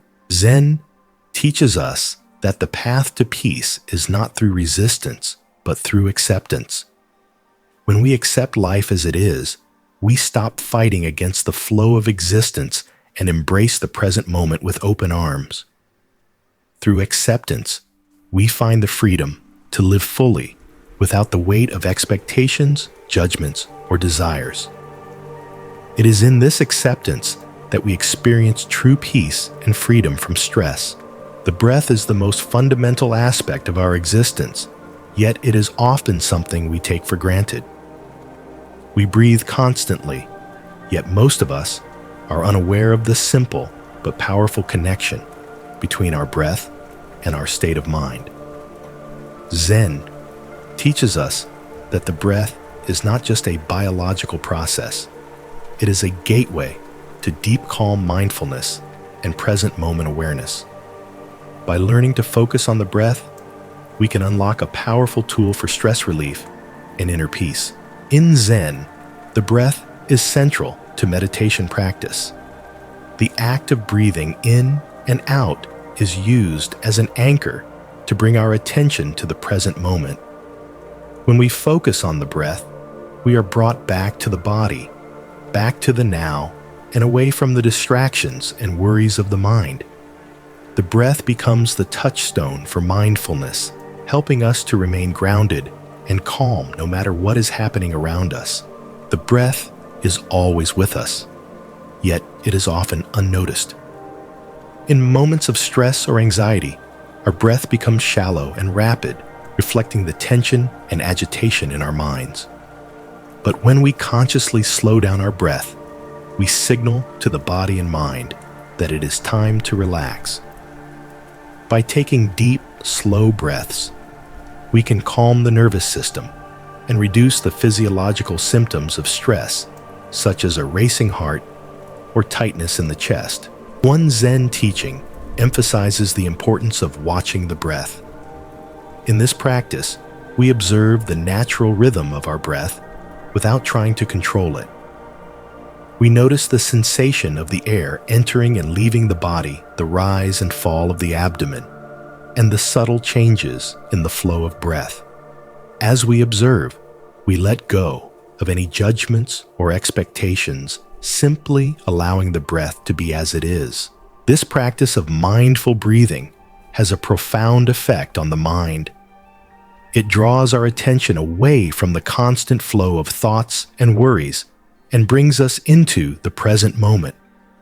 When we focus on the breath, we stop chasing after the past or the future, and we experience the fullness of the present. This mindfulness creates a sense of peace as we are no longer lost in the mental chatter that often causes stress. Zen also teaches us to breathe with intention. In times of stress, we often hold our breath or breathe erratically, which only amplifies the tension in the body. But when we breathe with awareness, we can intentionally relax the body and mind.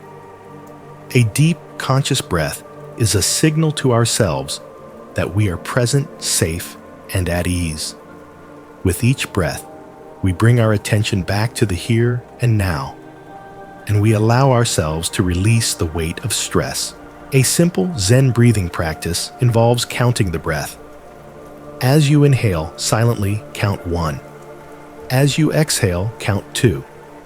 Continue this process up to 10, and then begin again.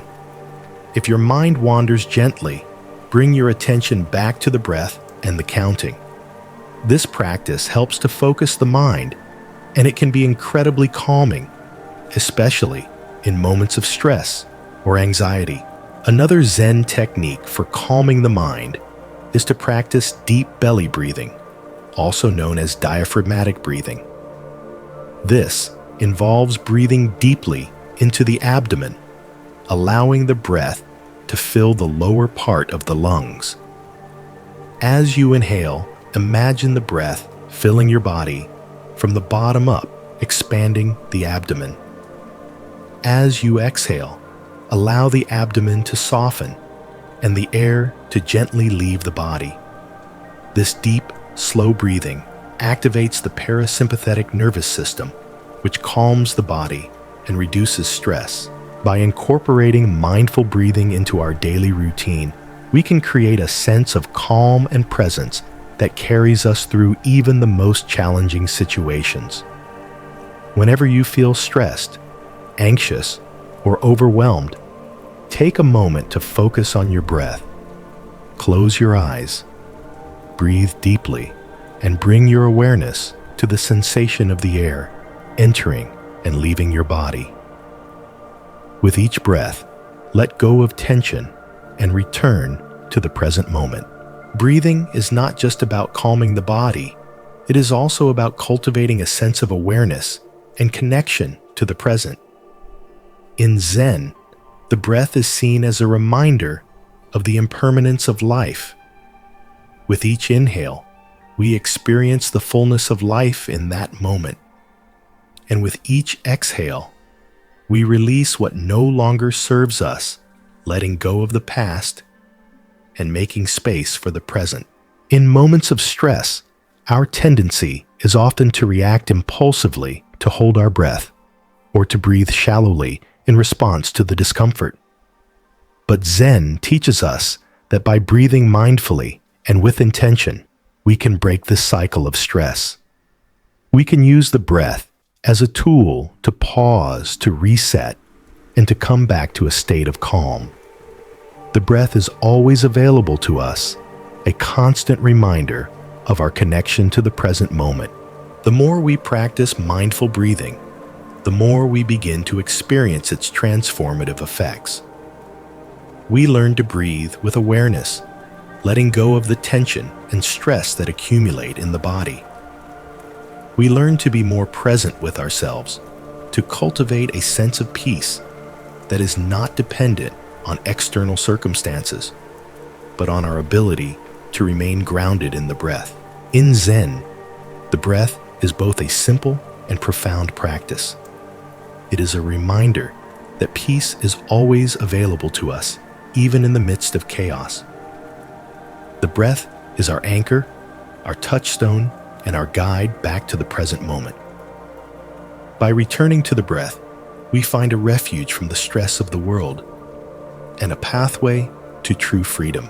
In Zen practice, the environment plays a crucial role in supporting our journey toward inner peace. Zen emphasizes the importance of simplicity, tranquility, and mindfulness in our surroundings, as these elements can either cultivate or hinder a sense of calm. Just as we work to cultivate peace within ourselves, we must also create an environment that nurtures that inner stillness. The space around us can significantly affect our mental state, and by intentionally crafting a peaceful environment, we make it easier to find balance and serenity. Zen teachings encourage simplicity in all aspects of life, and this extends to the way we design our spaces. Cluttered environments often reflect cluttered minds. When we are surrounded by unnecessary possessions, distractions, or disorganization, it can be difficult to focus, let alone find peace. In contrast, a space that is calm, minimalist, and free from excess allows us to feel grounded and at ease.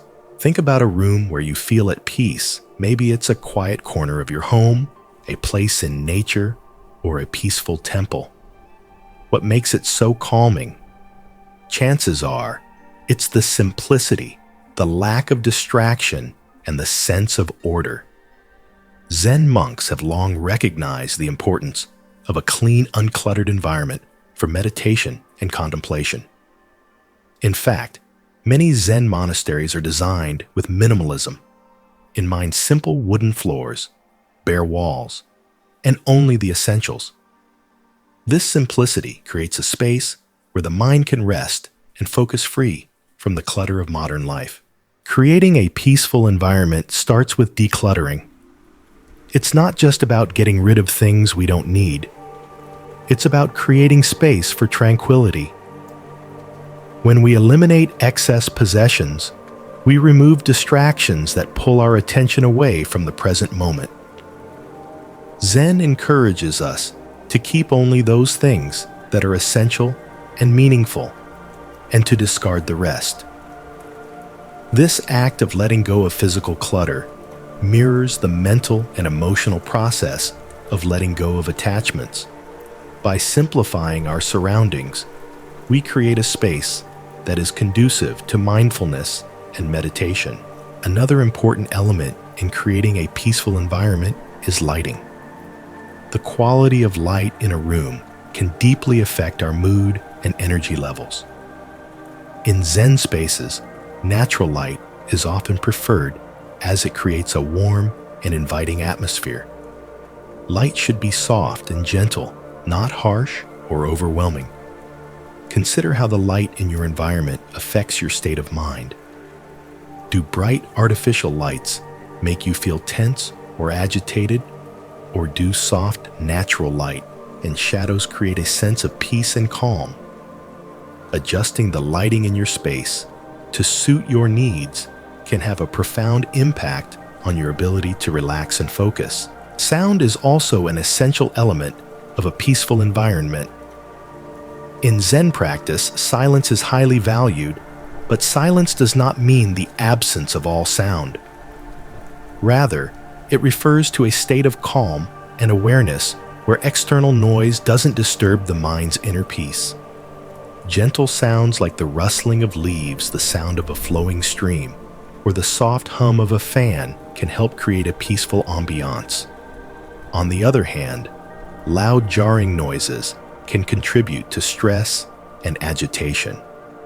If you are in an environment that is noisy or chaotic, consider introducing calming sounds such as soft music, nature sounds, or even the sound of a bell. This can help you find a sense of calm amidst the noise. In addition to physical elements like light and sound, Zen practice also emphasizes the importance of the energy or atmosphere in a space. A peaceful environment is one where the energy feels balanced and harmonious. This doesn't necessarily mean that the space is perfectly organized or pristine.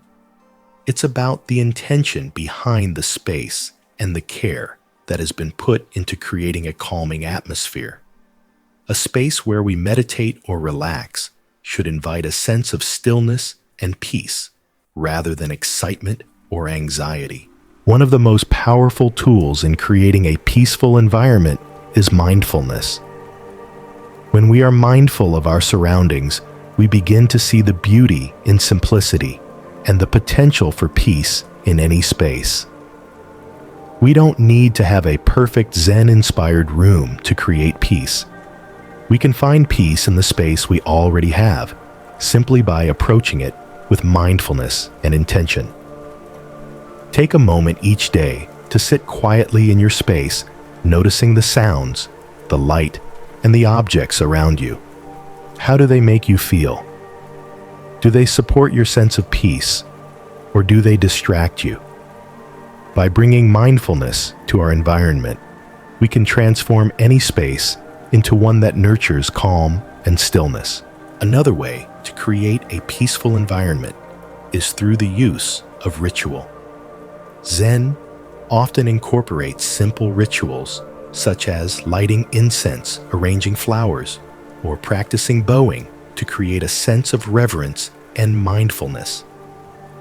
These rituals help us connect to the present moment and set an intention for the practice ahead. Even in our everyday lives, we can incorporate rituals into our routines to help cultivate peace. Whether it's preparing a cup of tea with mindfulness, taking a moment to straighten up our space, or lighting a candle. Before meditation, these small acts of ritual can transform a mundane task into a practice of mindfulness. Finally, nature is a powerful element in creating a peaceful environment. Zen practitioners have long recognized the calming effects of nature, and many Zen gardens and temples are designed to bring the beauty of nature into the space. The natural world offers a sense of stillness and serenity that is hard to replicate indoors. If possible, spend time in nature, whether it's a walk in the park, sitting by a river, or simply observing the sky. Nature has a way of grounding us, helping us reconnect to the present moment and find peace in the simplicity of the world around us. Creating a peaceful environment is an ongoing process that involves both physical and mental effort. It's not just about designing a space that looks serene. It's about cultivating an atmosphere that supports inner peace and mindfulness. By simplifying our surroundings, being mindful of the elements around us, and incorporating ritual and nature into our spaces, we create an environment that nurtures our ability to find calm and clarity. This peaceful space becomes a reflection of the peace we seek within ourselves, and it supports us on our journey toward greater serenity and inner stillness. Stress is often something we want to escape from, something we try to avoid at all costs.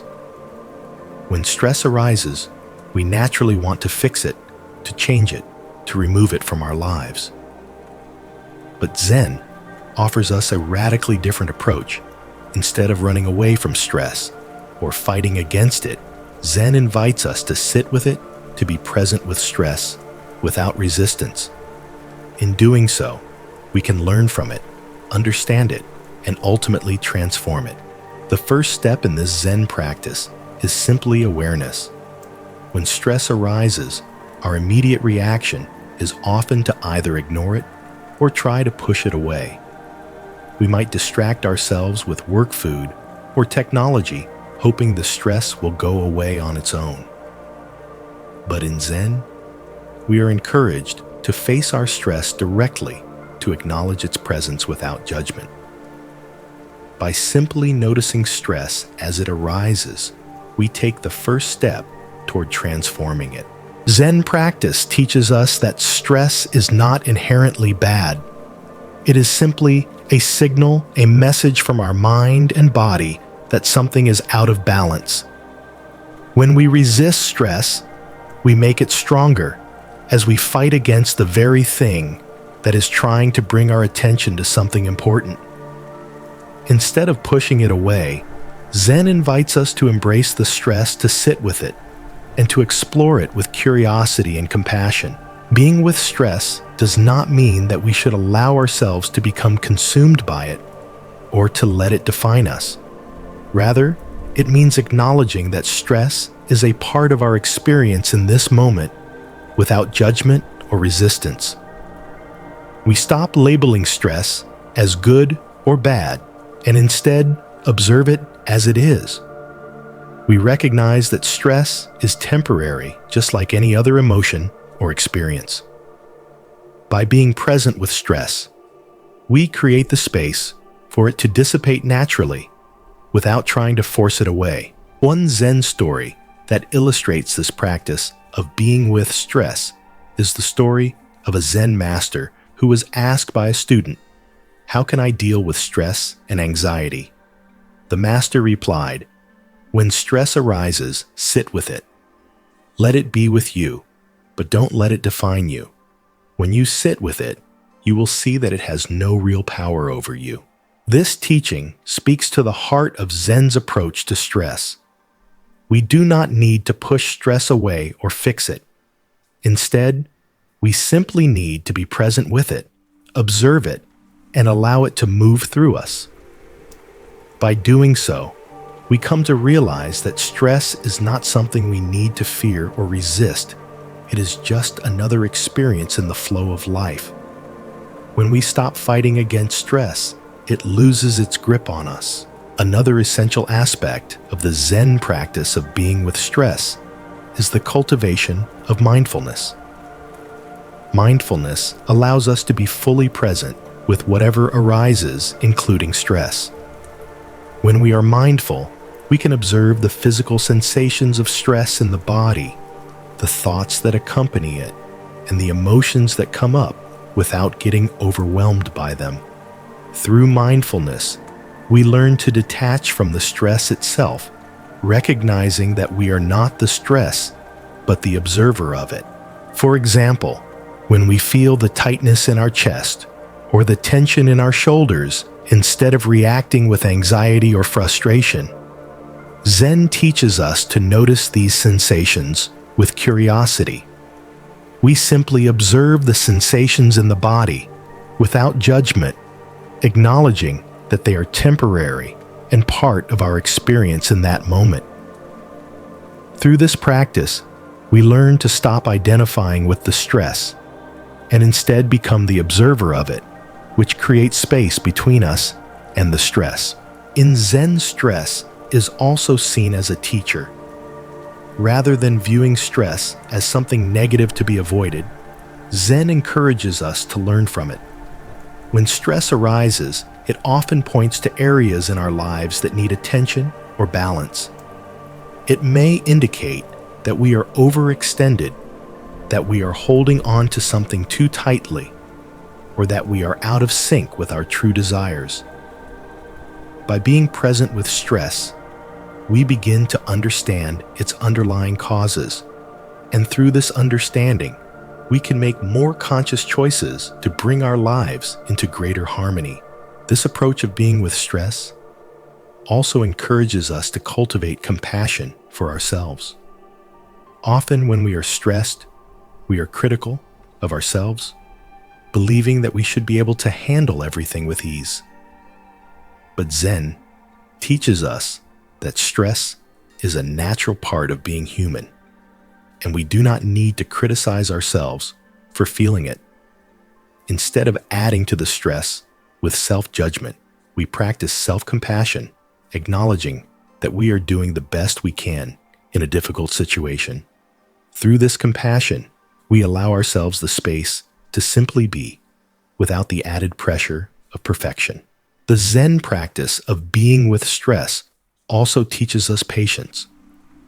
When stress arises, we often want an immediate solution. We want the discomfort to go away, and we may try to force it out through distractions or quick fixes. But Zen teaches us that true peace comes not from rushing to get rid of stress, but from sitting with it, allowing it to unfold naturally. By practicing patience, we learn to accept the pace of our own healing process.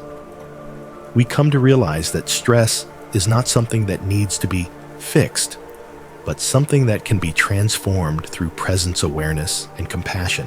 Ultimately, the practice of being with stress is about cultivating a deep sense of acceptance and equanimity. When we learn to be with stress without resistance, we realize that stress does not have to control us. We stop trying to escape from it and instead embrace it as a natural part of life. Through this practice, we discover that peace is not something to be achieved, but something that arises when we stop fighting against what is. By learning to be with stress in a mindful and compassionate way, we not only transform the way we experience stress, but we also cultivate a deeper sense of inner peace and freedom.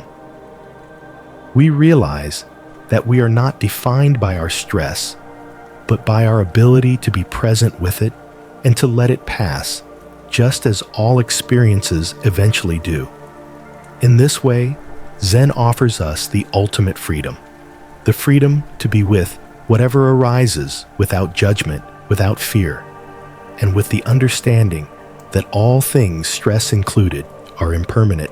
Fear is one of the most powerful emotions we experience. It can hold us back, paralyze us, and even define our actions. In the modern world, we are often taught to avoid fear, to conquer it, or to run from it. But Zen offers a radically different perspective on fear.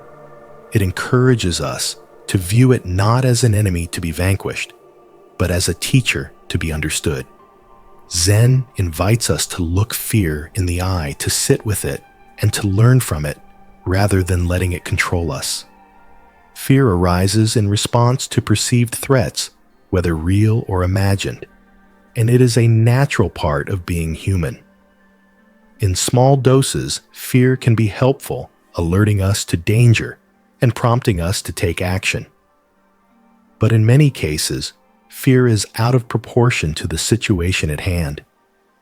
It becomes chronic, pervasive, and often irrational. Zen teaches us that it's not fear itself that causes suffering, but our relationship to it. When we react to fear with resistance, avoidance, or denial, it gains strength over us. But when we sit with it, observe it, and accept it, fear loses its power. One of the central teachings of Zen is that everything is impermanent. This includes fear. Like all emotions, fear arises and eventually fades. Zen teaches us to observe fear in the present moment without judgment or attachment. We are not our fears. We are the awareness that witnesses them. By cultivating this awareness, we stop identifying with our fears and begin to see them for what they truly are, temporary passing mental phenomena. A Zen story beautifully illustrates this approach to fear. A young monk was walking through the forest when he came upon a fierce tiger. Terrified, the monk ran as fast as he could, but the tiger gave chase, its growls growing louder and closer. The monk found himself cornered at the edge of a cliff with nowhere left to run. He grasped a vine and began to climb down the cliff. But as he looked below, he saw another tiger waiting at the bottom. The monk's fear overwhelmed him. But then, in the midst of his panic, he noticed a strawberry growing on the side of the cliff. He reached out, picked the strawberry, and ate it. It was the most delicious strawberry he had ever tasted. This story illustrates the Zen practice of being present even in the face of fear. The monk's fear didn't disappear, but in the moment he chose to fully engage with the present experience, the sweetness of the strawberry. Fear was still present, but it didn't consume him. Instead, he acknowledged it and chose to find peace in the present moment.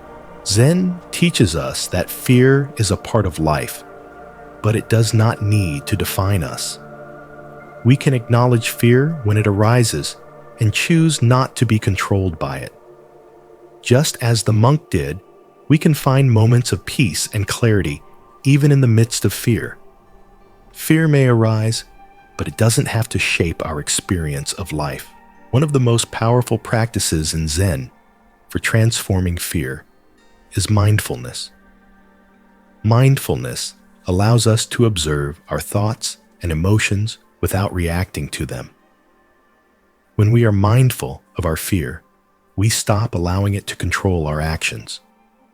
We learn to sit with the fear, to notice where it manifests in the body, and to observe the thoughts that accompany it. Through mindfulness, we create space between ourselves and the fear. And in that space, we can choose how to respond. In Zen, fear is not something to be avoided or suppressed. It is something to be understood and integrated into our experience. We can learn to see fear as a messenger pointing out areas of our lives that need attention or growth. Often, our fears are rooted in uncertainty, and they arise when we feel that we have no control over a situation. But Zen teaches us that control is an illusion. We cannot control everything that happens in life, but we can control how we respond. When we accept the impermanence of life and the uncertainty of the future, we free ourselves from the grip of fear. Fear is also often connected to the ego, the part of us that clings to an identity and seeks validation, safety, and control. The ego fears loss, failure, and vulnerability. Zen teaches us to let go of this attachment to the ego, which is the root of much of our fear. When we stop identifying so strongly with the ego, we can face fear with a sense of openness and acceptance. We realize that we are not the ego and we are not our fears. We are simply the awareness that experiences them. Another aspect of Zen's approach to fear is the practice of no self. Zen teaches that the self, as we often perceive it, is not fixed or permanent. Our sense of self is constantly changing, and the fears we experience are tied to the illusion of a permanent, separate self. When we let go of this attachment to a fixed identity, we begin to see fear in a new light. It is no longer a threat to our sense of self, but a temporary, emotional experience that comes and goes. In this way, Zen helps us transform our relationship with fear. Instead of seeing fear as something to overcome, we learn to see it as an opportunity for growth and transformation. Fear teaches us about ourselves. It shows us where we are holding on too tightly, where we are resisting life's flow, and where we need to cultivate more acceptance. By facing fear head-on and allowing ourselves to experience it fully, we can learn to transcend it. Ultimately, Zen teaches us that fear is not an obstacle to peace. It is part of the human experience, and through mindfulness, acceptance, and understanding, we can learn to navigate it with grace. When we stop resisting fear, we create the space to experience freedom and peace even in its presence. Fear loses its power when we stop trying to control it and instead accept it as part of our journey. Zen invites us to embrace fear as a teacher, not an enemy. We don't need to be afraid of fear itself. When we let go of the need to avoid or conquer fear, we find that it no longer holds us captive. We become more resilient, more open, and more present. And in this openness, we find true freedom. In our daily lives, expectations shape so much of our experience. We expect things to go a certain way.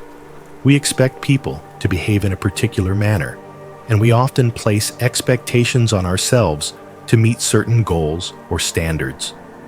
While expectations can be motivating, they are also a major source of stress. When things don't go according to plan, we are left feeling disappointed, frustrated, or even defeated. Zen teaches us a powerful lesson. Let go of the need for expectations, and we can release the stress that comes with them.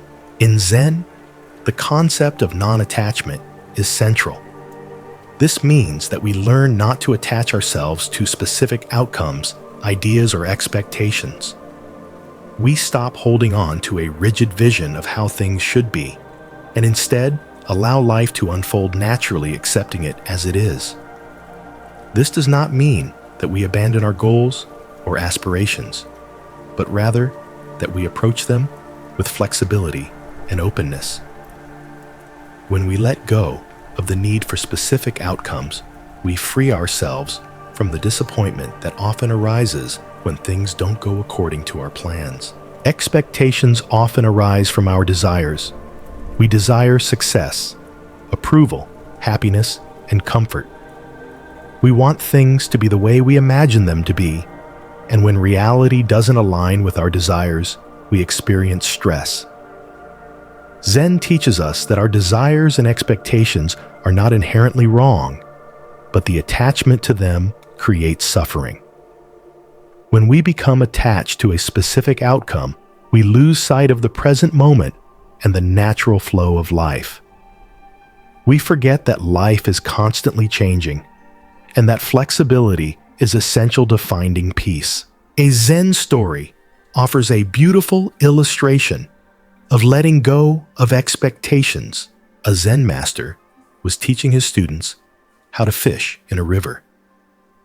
He told them to watch the water carefully, to notice the way the fish swam, and to remain still in the boat.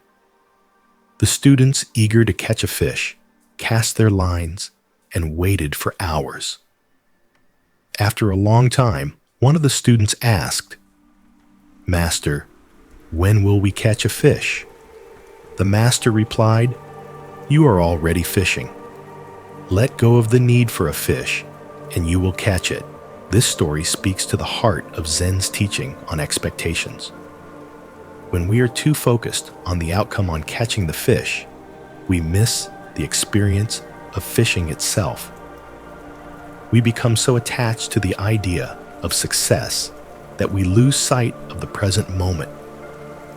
In Zen, the practice is not about achieving a particular result, but about fully engaging with the process.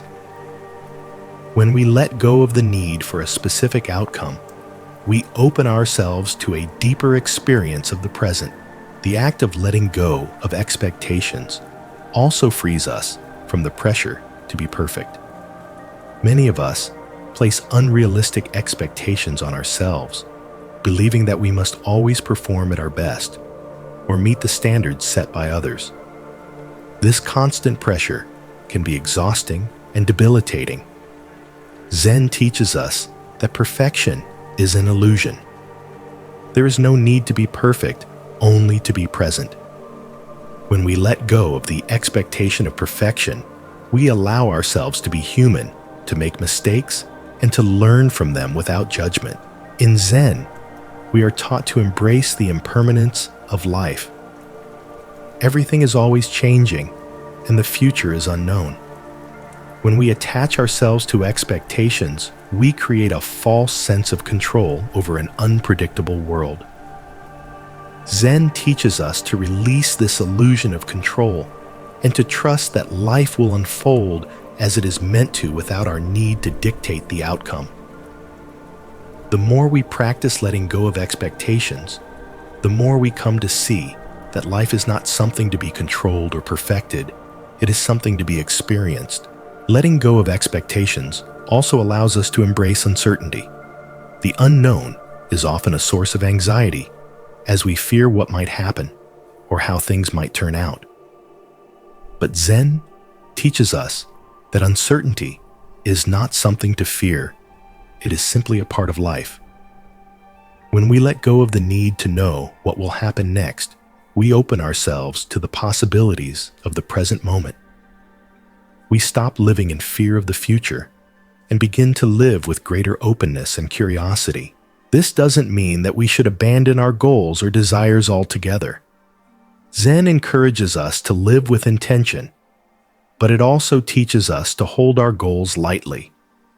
We can pursue our aspirations without clinging to a specific outcome, knowing that the journey itself is as valuable as the destination.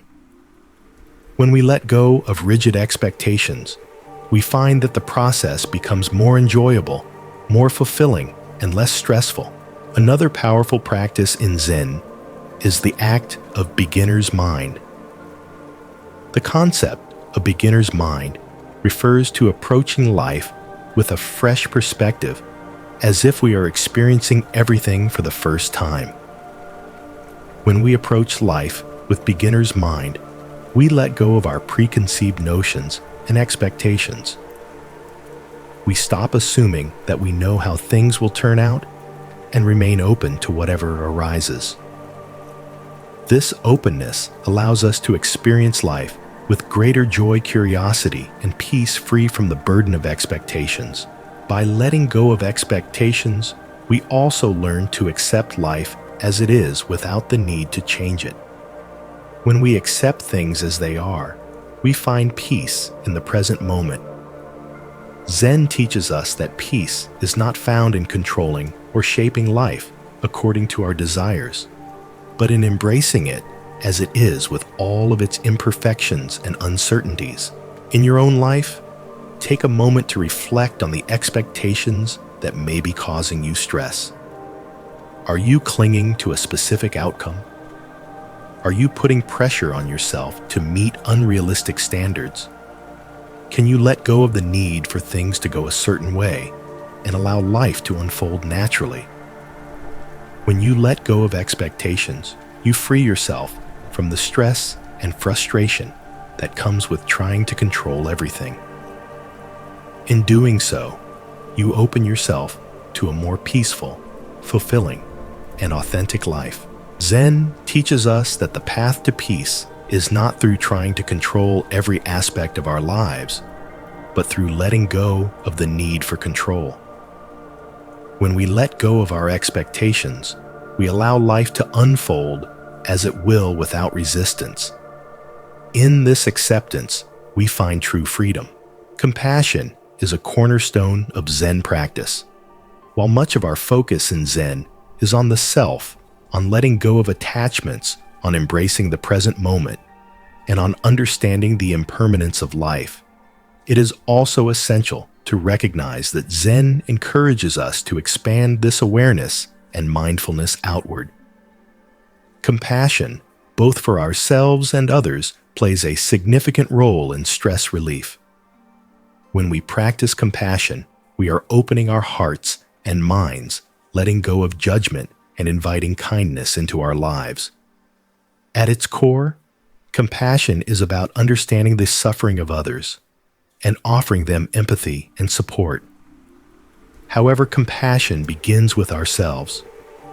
Before we can truly extend kindness to others, we must first be kind to ourselves. This is an important aspect of Zen. We often become our own harshest critics, placing immense pressure on ourselves to be perfect, to do more, and to be successful. This constant self-judgment is a significant source of stress. But Zen teaches us that we can let go of this self-criticism by practicing self-compassion. Self-compassion means accepting ourselves as we are without judgment, without the constant need to improve or fix ourselves. It means recognizing our flaws and imperfections with kindness and understanding, rather than condemnation. When we practice self-compassion, we free ourselves from the burden of perfection and self-judgment. We allow ourselves the space to be human, to make mistakes, and to learn from them, knowing that we are worthy of love and care, regardless of our perceived shortcomings. Zen teaches us that when we are compassionate with ourselves, we are also more capable of extending that compassion to others. Compassion is not just an emotion, it is an action. It is a way of being in the world, a mindset that allows us to connect with others in a meaningful and supportive way. When we see others suffering, compassion encourages us to act with kindness, to offer support, and to be present with them without judgment or expectation. Zen teaches that compassion is not about fixing others or solving their problems. It is about offering a space where they can be themselves and experience healing. The practice of compassion in Zen also extends to the way we view the world. Often, stress arises from our perception that we are separate from others, that we are isolated in our own struggles. But Zen teaches us that we are all interconnected, that our suffering is not isolated but shared. When we recognize that others too experience pain, joy, and everything in between, we begin to cultivate a sense of empathy and understanding. We stop seeing ourselves as the center of the universe and begin to see ourselves as part of the larger web of life. A Zen story illustrates the transformative power of compassion. One day, a monk was walking through the forest and came across an injured animal. The animal was struggling in great pain and unable to move. The monk felt a deep compassion for the creature and decided to help. Instead of simply walking by, he carefully picked up the animal and carried it to a safe place where it could rest and heal. Afterward, the monk reflected on the act of kindness, recognizing that his compassion had not only helped the animal, but had also brought peace to his own heart. He had let go of the need to judge or avoid suffering, and in doing so, he found freedom. This story teaches us that compassion is not only about helping others, it is also about helping ourselves. By opening our hearts to the suffering of others, we release the grip of selfishness, judgment, and fear. We allow ourselves to step outside of our own worries and concerns and connect with others in a meaningful way. This act of compassion brings peace not only to those we help, but also to ourselves. Zen teaches us that compassion is an antidote to stress. When we focus too much on our own problems, worries, and challenges, we can become consumed by stress.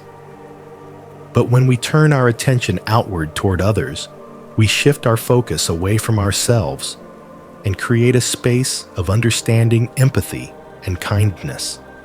In this space, stress has less room to thrive, and we are better able to cope with the difficulties of life. The practice of compassion also helps us to break free from the constant cycle of self-centered thinking that contributes to stress. When we are caught in the trap of worrying about our own issues, we become overwhelmed. But when we make a conscious effort to shift our attention toward the needs of others, we cultivate a sense of perspective and balance. We recognize that our stress is not the only stress in the world, and that our ability to help others can create a sense of connection and shared humanity. One Zen master, when asked how to deal with stress, replied, "When you feel stress, do something kind for another person. In that moment, you will release the grip of your own worries, and in helping others, you will find peace." This teaching is a reminder that compassion is not only a tool for relieving the stress of others, it is a tool for relieving our own stress as well. When we give of ourselves, when we offer support, or simply when we listen with empathy, we create a sense of harmony and balance within ourselves. Compassion becomes the bridge that connects us to others and to ourselves, helping us navigate the stress of life with greater ease. Zen teaches that we can find peace not only through meditation and mindfulness, but through our relationships with others. Compassion is a practice that goes beyond words and thoughts. It is a way of being in the world. By practicing self-compassion, we can release the stress of self-criticism. By practicing compassion for others, we can release the stress of feeling separate or disconnected. In this way, compassion becomes a path to peace and freedom. As you continue on your journey, consider how you can practice compassion in your own life. How can you be kinder to yourself? How can you extend empathy and understanding to others? In practicing compassion, you will find that stress becomes less of a burden and peace becomes more accessible. Through compassion, you unlock the door to a life of greater ease, connection, and inner peace. One of the most profound teachings of Zen Buddhism is the recognition of impermanence. Nothing in life is permanent. Everything changes. Everything is in a constant state of flux. This truth can be unsettling for many, as we often crave stability and certainty. We seek to hold on to moments, relationships, and experiences, fearing that their loss will leave us incomplete. However, Zen teaches that by embracing the impermanence of life, we can find peace and freedom from the stress that comes with trying to control or preserve things that are naturally fleeting. At its core, Zen's teachings on impermanence remind us that change is not something to resist or fear, but something to accept and embrace. Just as the seasons shift from spring to summer to autumn and winter, so too do the moments of our lives. Each moment is unique, and once it is past, it is gone forever. When we try to hold on to what is past or worry about what is to come, we miss the fullness of the present moment. Zen encourages us to let go of the illusion of permanence and to fully embrace the transitory nature of life. This acceptance of impermanence is not about resignation or indifference. It is about embracing life as it is without attachment or expectation. When we stop trying to control every outcome, when we stop resisting change, we open ourselves to the beauty of each moment as it unfolds. We realize that life is precious because it is fleeting.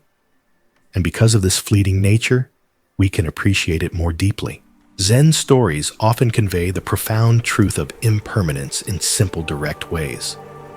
One such story involves a Zen master who was teaching his students about the transient nature of life. He told them, "Everything you see, hear, and experience is like a passing cloud. It appears for a moment and then vanishes. The more you try to hold on to it, the more it slips away." The students, puzzled, asked, "But Master, how can we find peace if everything is constantly changing?" The Master replied, "When you stop trying to grasp at things, when you stop clinging to the passing moments, you will find peace in the flow of life itself. Just as the river flows, just as the clouds pass, you must learn to go with the flow without attachment or resistance. When you do this, you will experience the peace that comes from being in harmony with the impermanence of all things." This story reminds us that peace is not found in resisting change, but in accepting it. Life flows naturally, and when we stop clinging to our desires or expectations, we can live in harmony with the ever-changing world around us. Impermanence becomes not a source of fear or anxiety, but a source of liberation and freedom.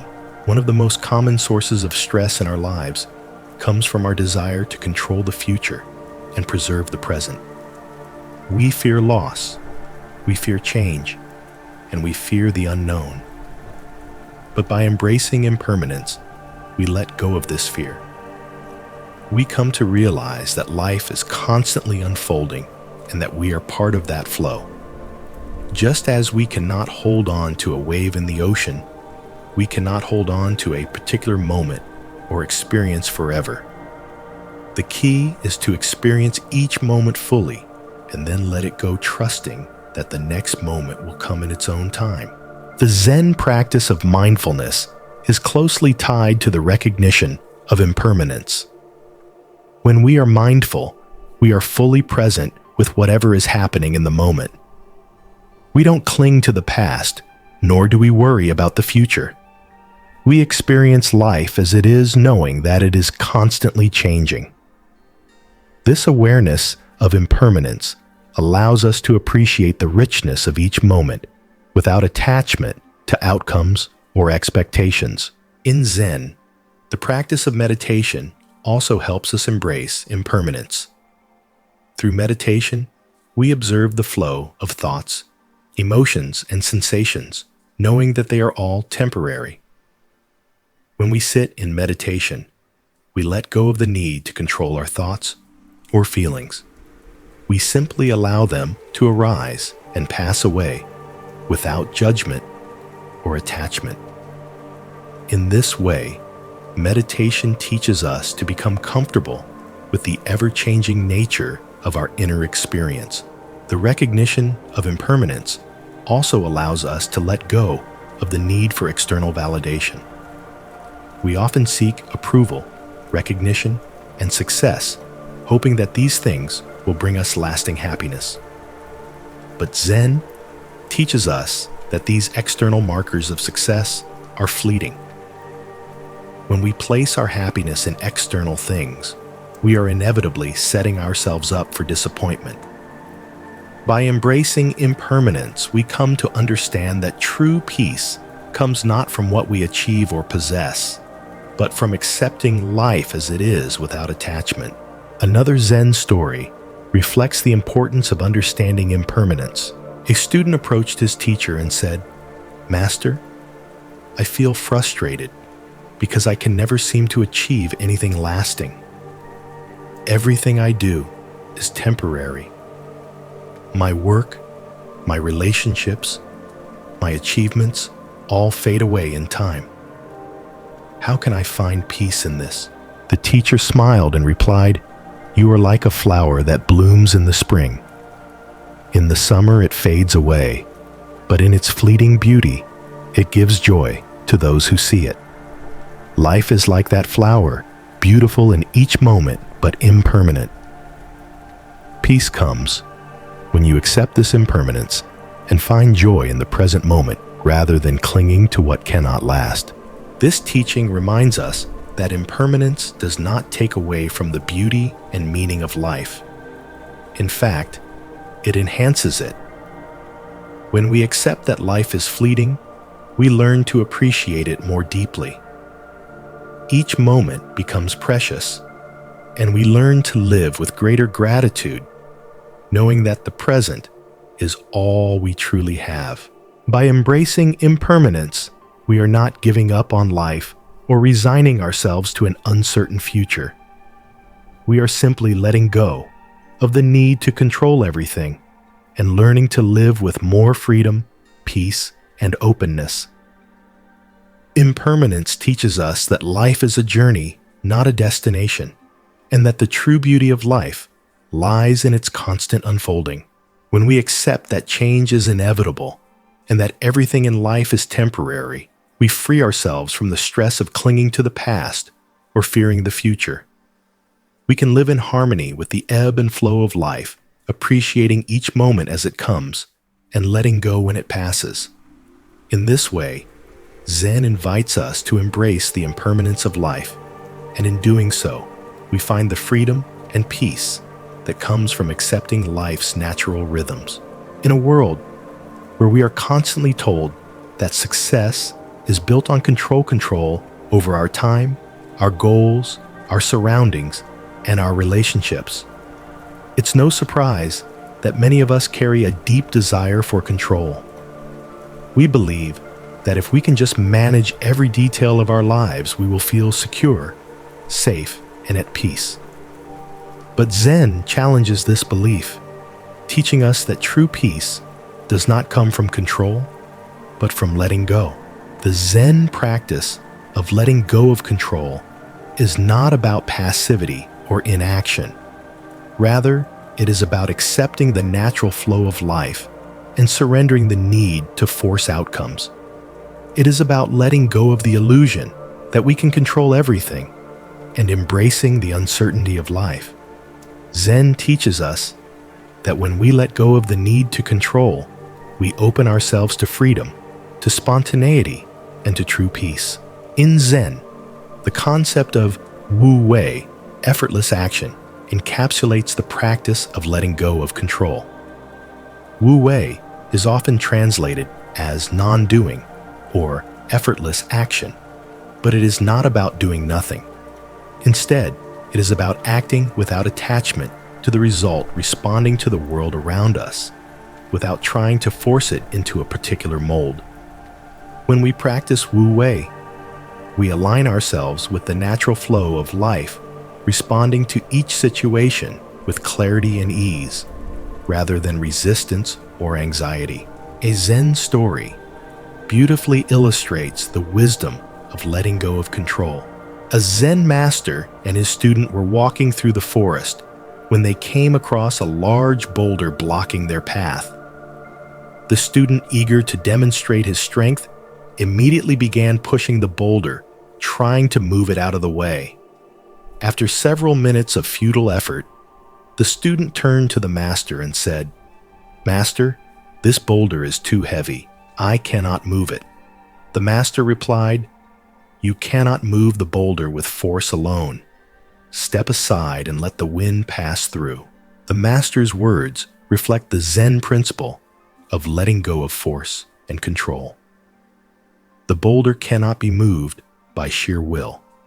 It can only be moved by allowing the natural forces at work to do their part. Similarly, we cannot control everything in life. We cannot force situations, people, or outcomes to bend to our will. But when we step aside and allow the natural flow of life to unfold, we find that things often move more easily and with greater harmony. This story reminds us that when we let go of the need to control, we create space for other forces to work their magic.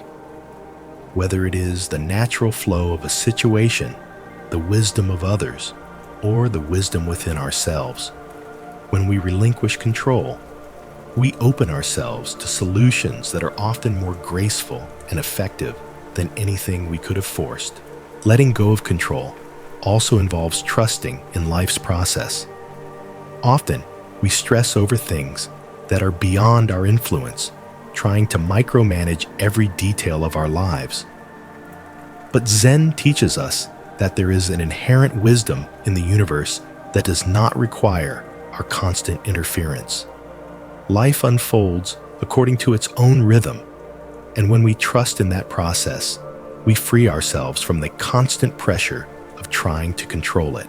In Zen practice, we cultivate this trust through mindfulness and acceptance. We learn to observe life as it is without trying to shape it according to our desires. When we trust life, we stop trying to force outcomes and we allow ourselves to experience whatever arises with an open heart and mind. This trust gives us the freedom to let go of worry, fear, and doubt, knowing that we do not need to control every outcome to be at peace. The need for control often stems from fear. Fear of the unknown, fear of failure, fear of loss. But Zen teaches us that fear is natural, and we do not need to act out of fear.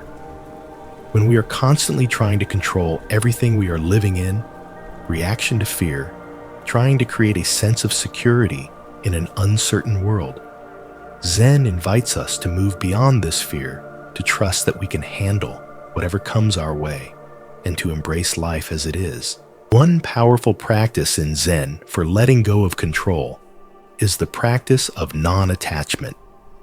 Non-attachment does not mean that we stop caring about people or things. It means that we stop attaching our happiness or security to specific outcomes. Non-attachment allows us to be fully engaged in life without becoming enslaved by our desires or expectations. We can still strive for our goals, work hard, and build meaningful relationships, but we do so without clinging to the idea that things must go a certain way for us to be happy. The practice of non-attachment helps us to live more freely. When we stop attaching ourselves to specific outcomes, we are able to appreciate life as it unfolds without the weight of anxiety or fear. We can be fully present in each moment, responding to life with an open heart, rather than being driven by the need to control every detail. Zen teaches us that letting go of control is not about becoming passive or indifferent to life's challenges. It is about becoming more present, more attuned to the flow of life, and more receptive to the lessons that come with each moment. When we let go of control, we stop resisting life's natural rhythm, and instead move with it in harmony and ease. In your own life, reflect on the areas where you feel the need to control outcomes.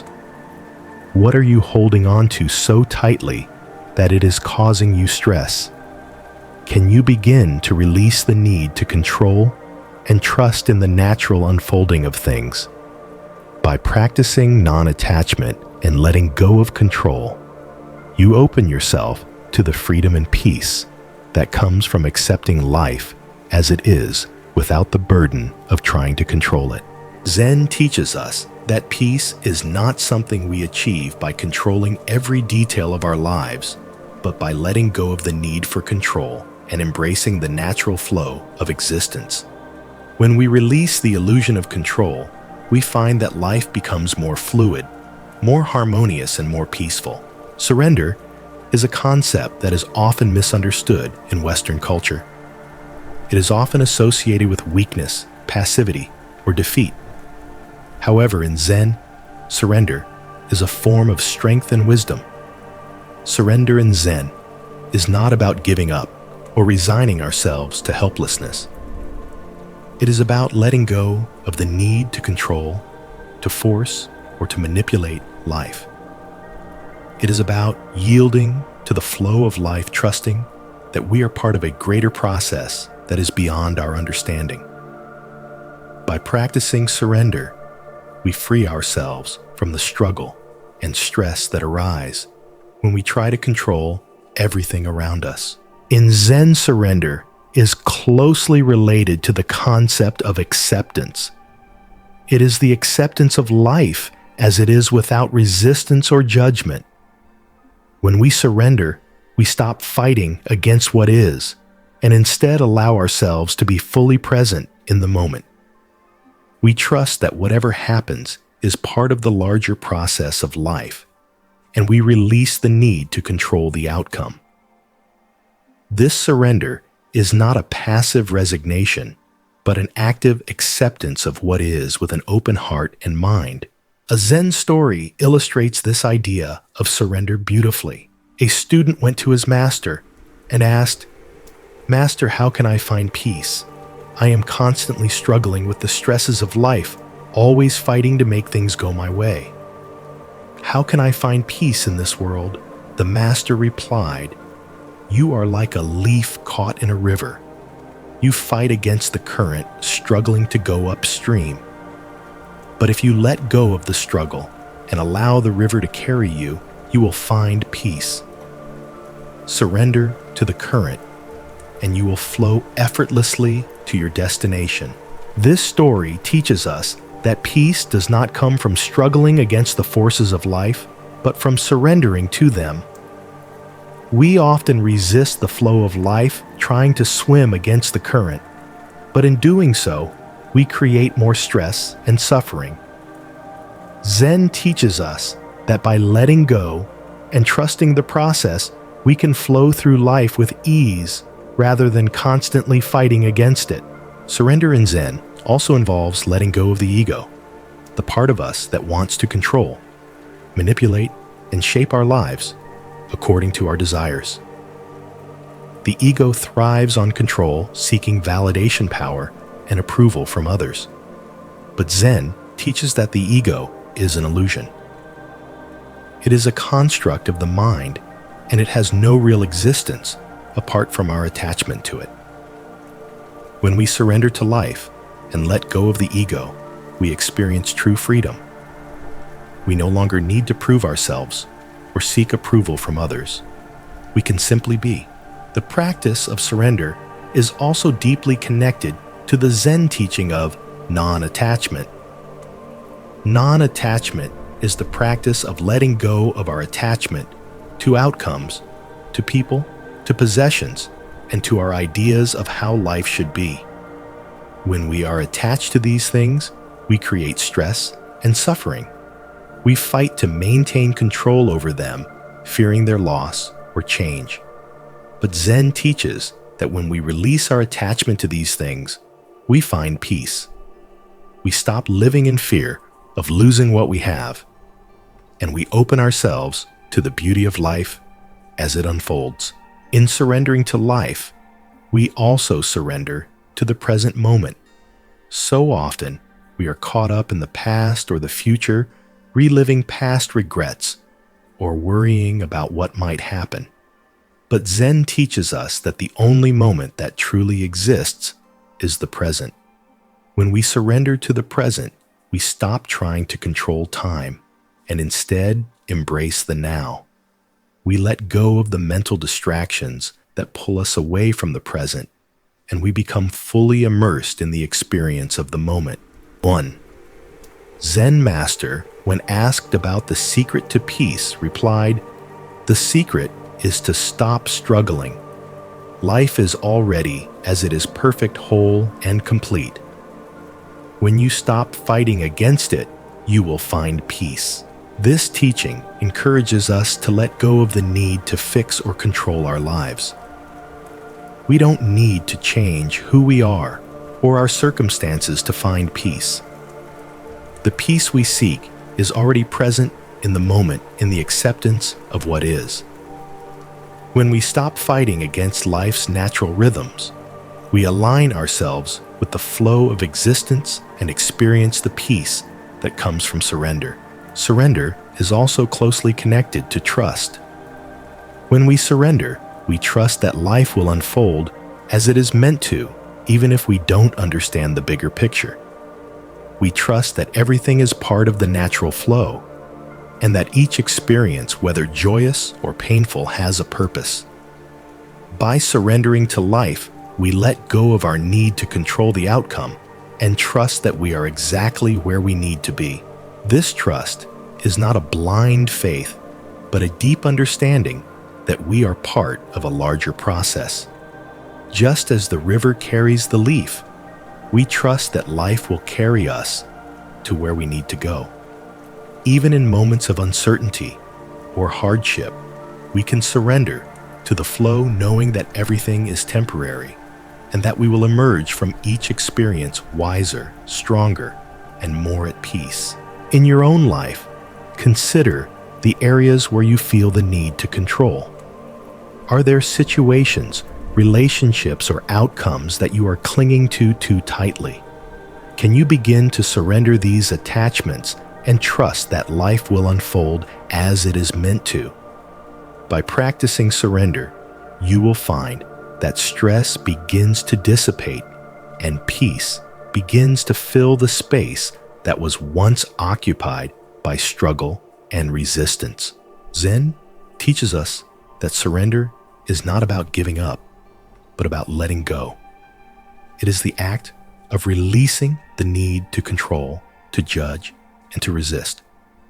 When we surrender to life, we find the freedom to live fully in the present moment, free from the burden of expectation and fear.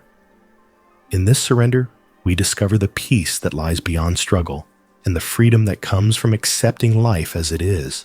Mindfulness is often thought of as something we practice in meditation, a quiet moment of stillness where we focus on our breath or observe our thoughts.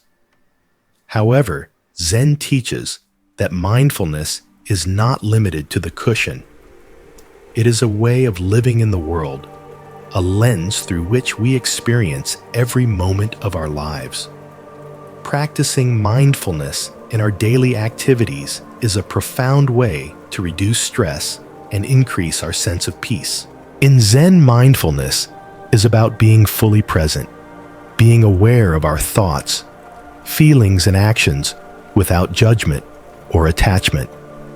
We often move through our lives on autopilot, our minds scattered between the past and the future, lost in the swirl of distractions. This lack of awareness creates stress as we are not fully engaged in the moment. Zen invites us to return to the present, to experience life as it is without the filters of our desires, expectations, or worries. The practice of mindfulness is simple yet transformative. It begins with the awareness that we can bring our attention to whatever we are doing, whether it's washing dishes, walking, or talking with someone. Instead of allowing our minds to wander, we focus on the task at hand, paying attention to the sensations, movements, and sounds involved. This practice helps us to be fully engaged in life without the stress of multitasking or trying to accomplish too many things at once.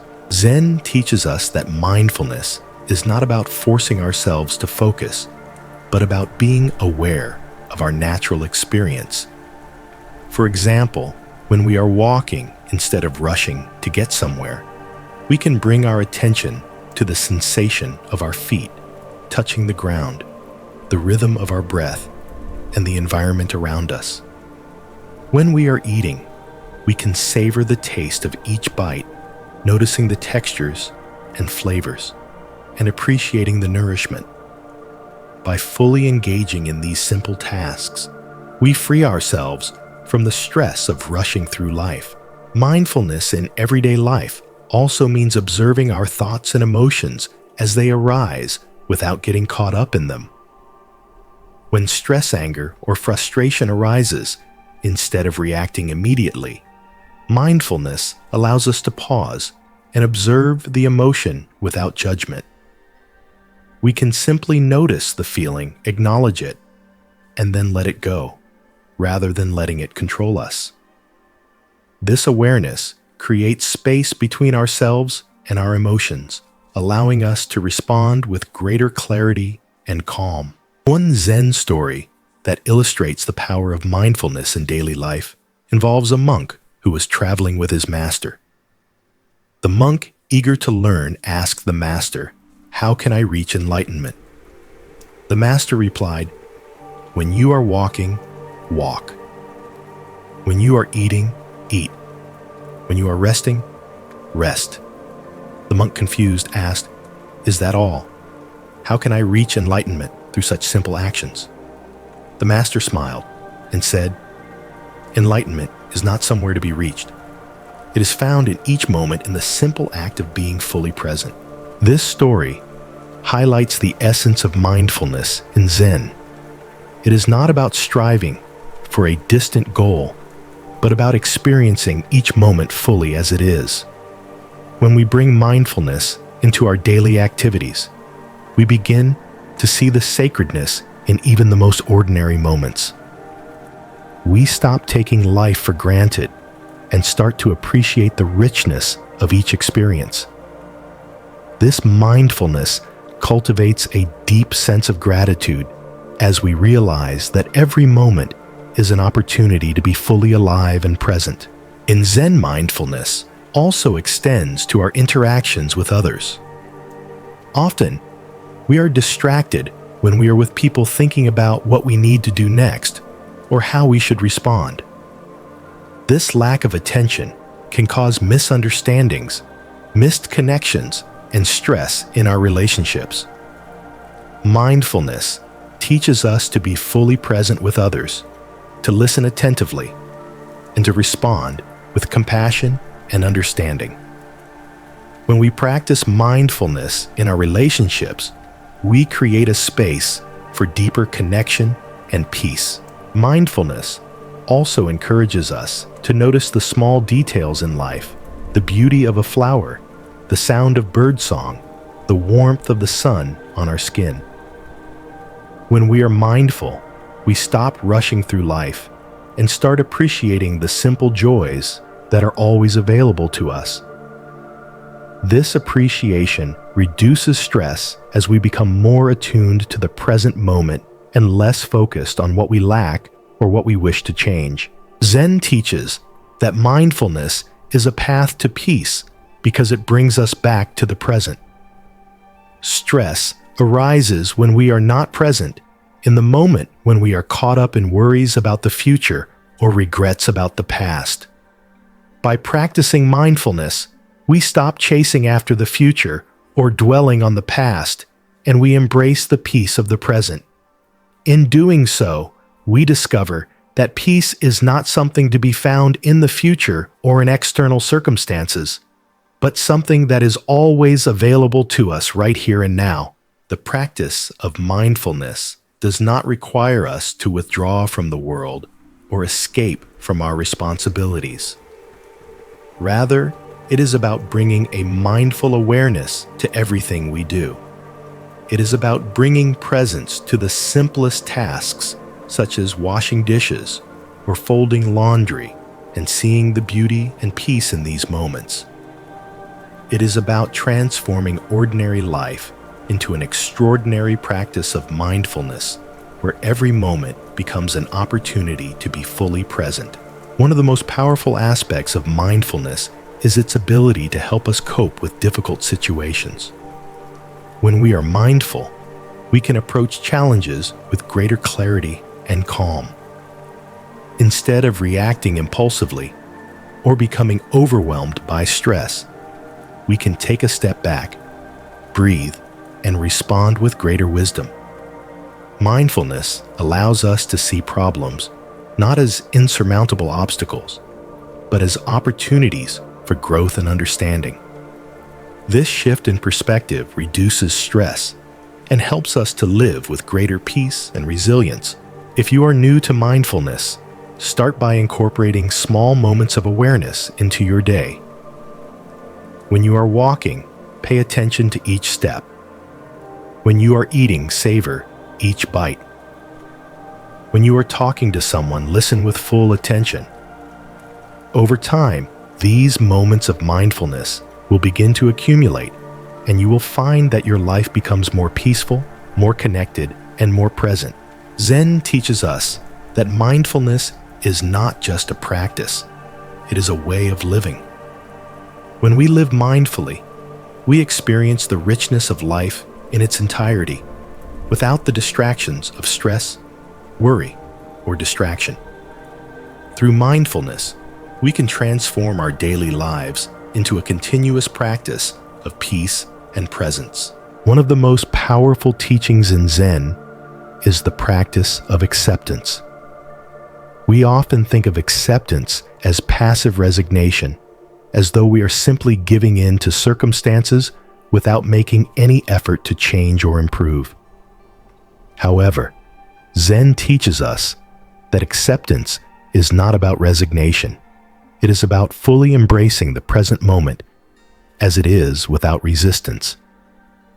Through acceptance, we can release the stress and anxiety that arise when we resist life and instead find peace in the flow of things as they come. When we resist life, we create conflict. We fight against the present moment, wishing things were different. We resist the way people behave, the way situations unfold, and even the way we feel. This resistance causes stress because it creates a gap between what is and what we wish to be. The more we try to control or change things, the more we become attached to the idea of how things should be, and the more stressed and frustrated we become when reality does not align with our expectations. Zen invites us to let go of this resistance and to embrace the present moment as it is. Acceptance is about acknowledging reality without judgment or desire to change it. This does not mean that we become passive or indifferent to life's challenges. On the contrary, acceptance allows us to engage with life more fully without the added weight of resistance. When we stop fighting against reality, we free ourselves to respond to it with clarity, peace, and equanimity. The practice of acceptance starts with mindfulness.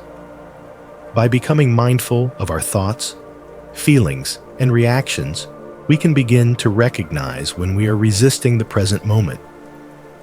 We often resist because we want something different than what is happening, whether it is a situation, a feeling, or a person. But Zen teaches us that life is constantly changing, and we cannot control everything.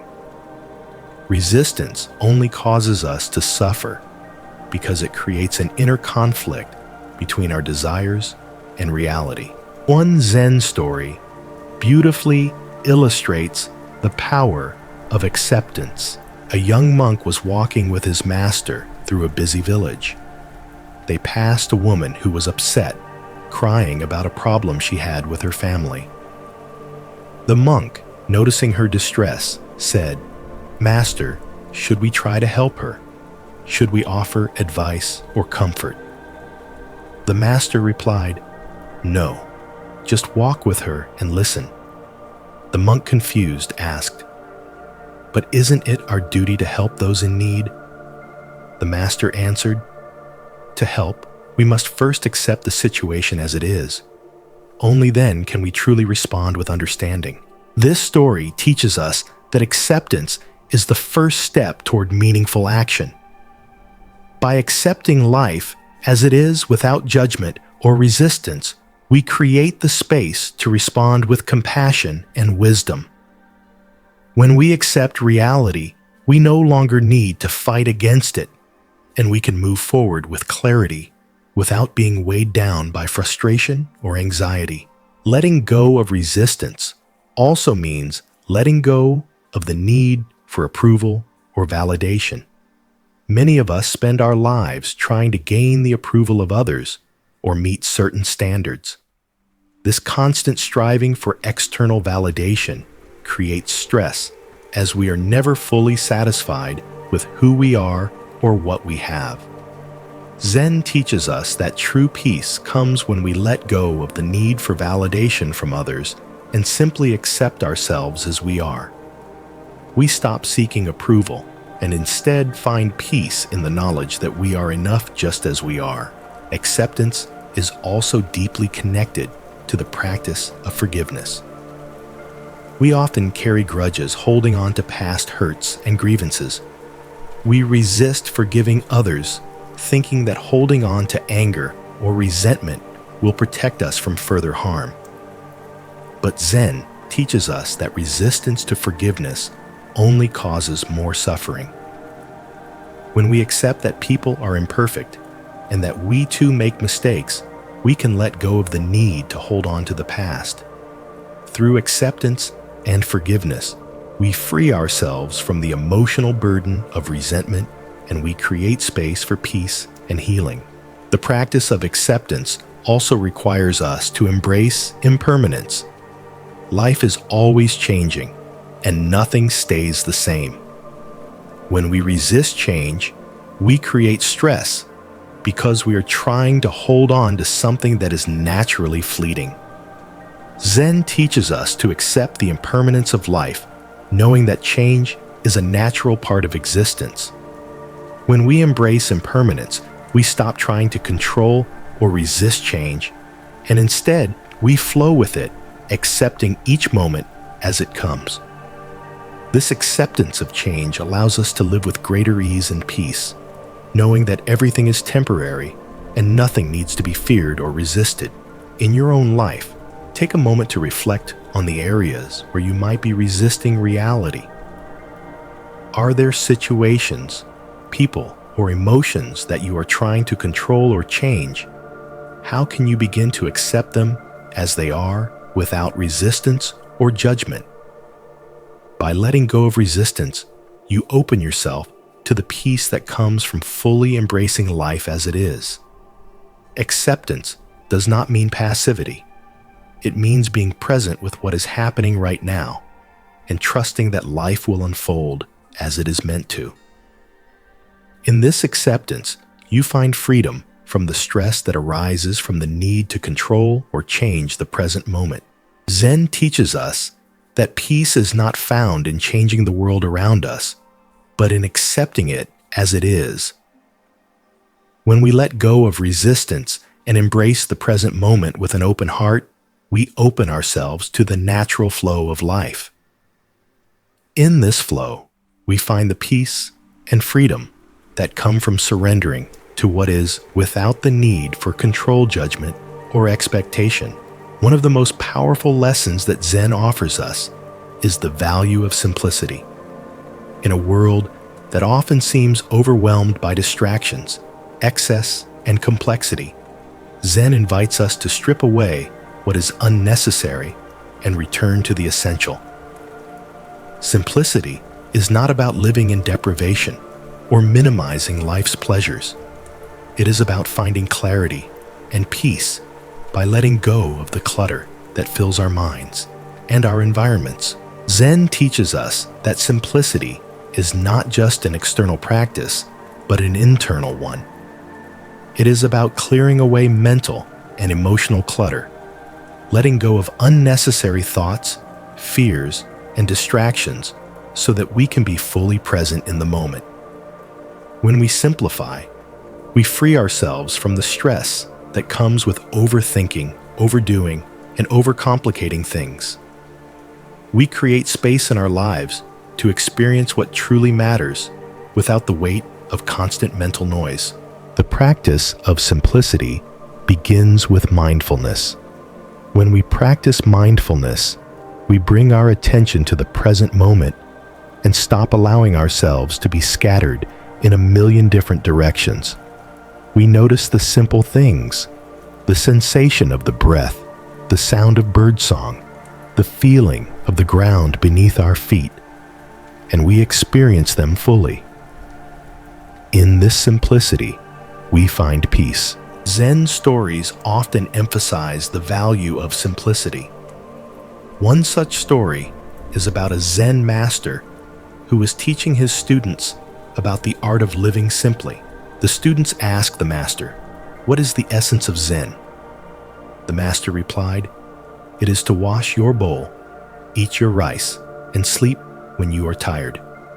The students were puzzled and said, "Master, is that all? How can that be the essence of Zen?" The master smiled and said, "When you wash your bowl, wash it. When you eat your rice, eat it. When you sleep, sleep. In each moment, do the simple thing, without distraction or attachment. In that simplicity, you will find peace." This story reveals that simplicity is not about removing life's pleasures or distractions, but about being fully present with whatever we are doing. When we simplify our lives, we stop overcomplicating things with unnecessary thoughts, worries, and expectations. We learn to be fully engaged in each moment, whether it's washing dishes, eating a meal, or resting. In doing so, we find peace in the ordinary, the simple, and the unadorned moments of life. Simplicity also extends to our external environment. We live in a world filled with noise, excess, and constant stimulation. Our environments are often cluttered with possessions, distractions, and unnecessary details. Zen teaches us that when we simplify our surroundings, we create a space that nurtures calm and clarity. A cluttered space often leads to a cluttered mind, whereas a simple, organized, and minimalist environment can support a peaceful state of mind. Consider your own space. Is it filled with items that no longer serve you or with distractions that pull your attention away from the present moment? Zen encourages us to look at our surroundings and simplify them. By letting go of possessions or creating order, we create a space that supports mindfulness and tranquility. This practice of simplifying our environment mirrors the internal process of letting go of the clutter of the mind. Simplicity also teaches us to let go of unnecessary desires. Many of our stressors arise from wanting more success, more approval, more possessions. We believe that if we can acquire these things, we will be happy.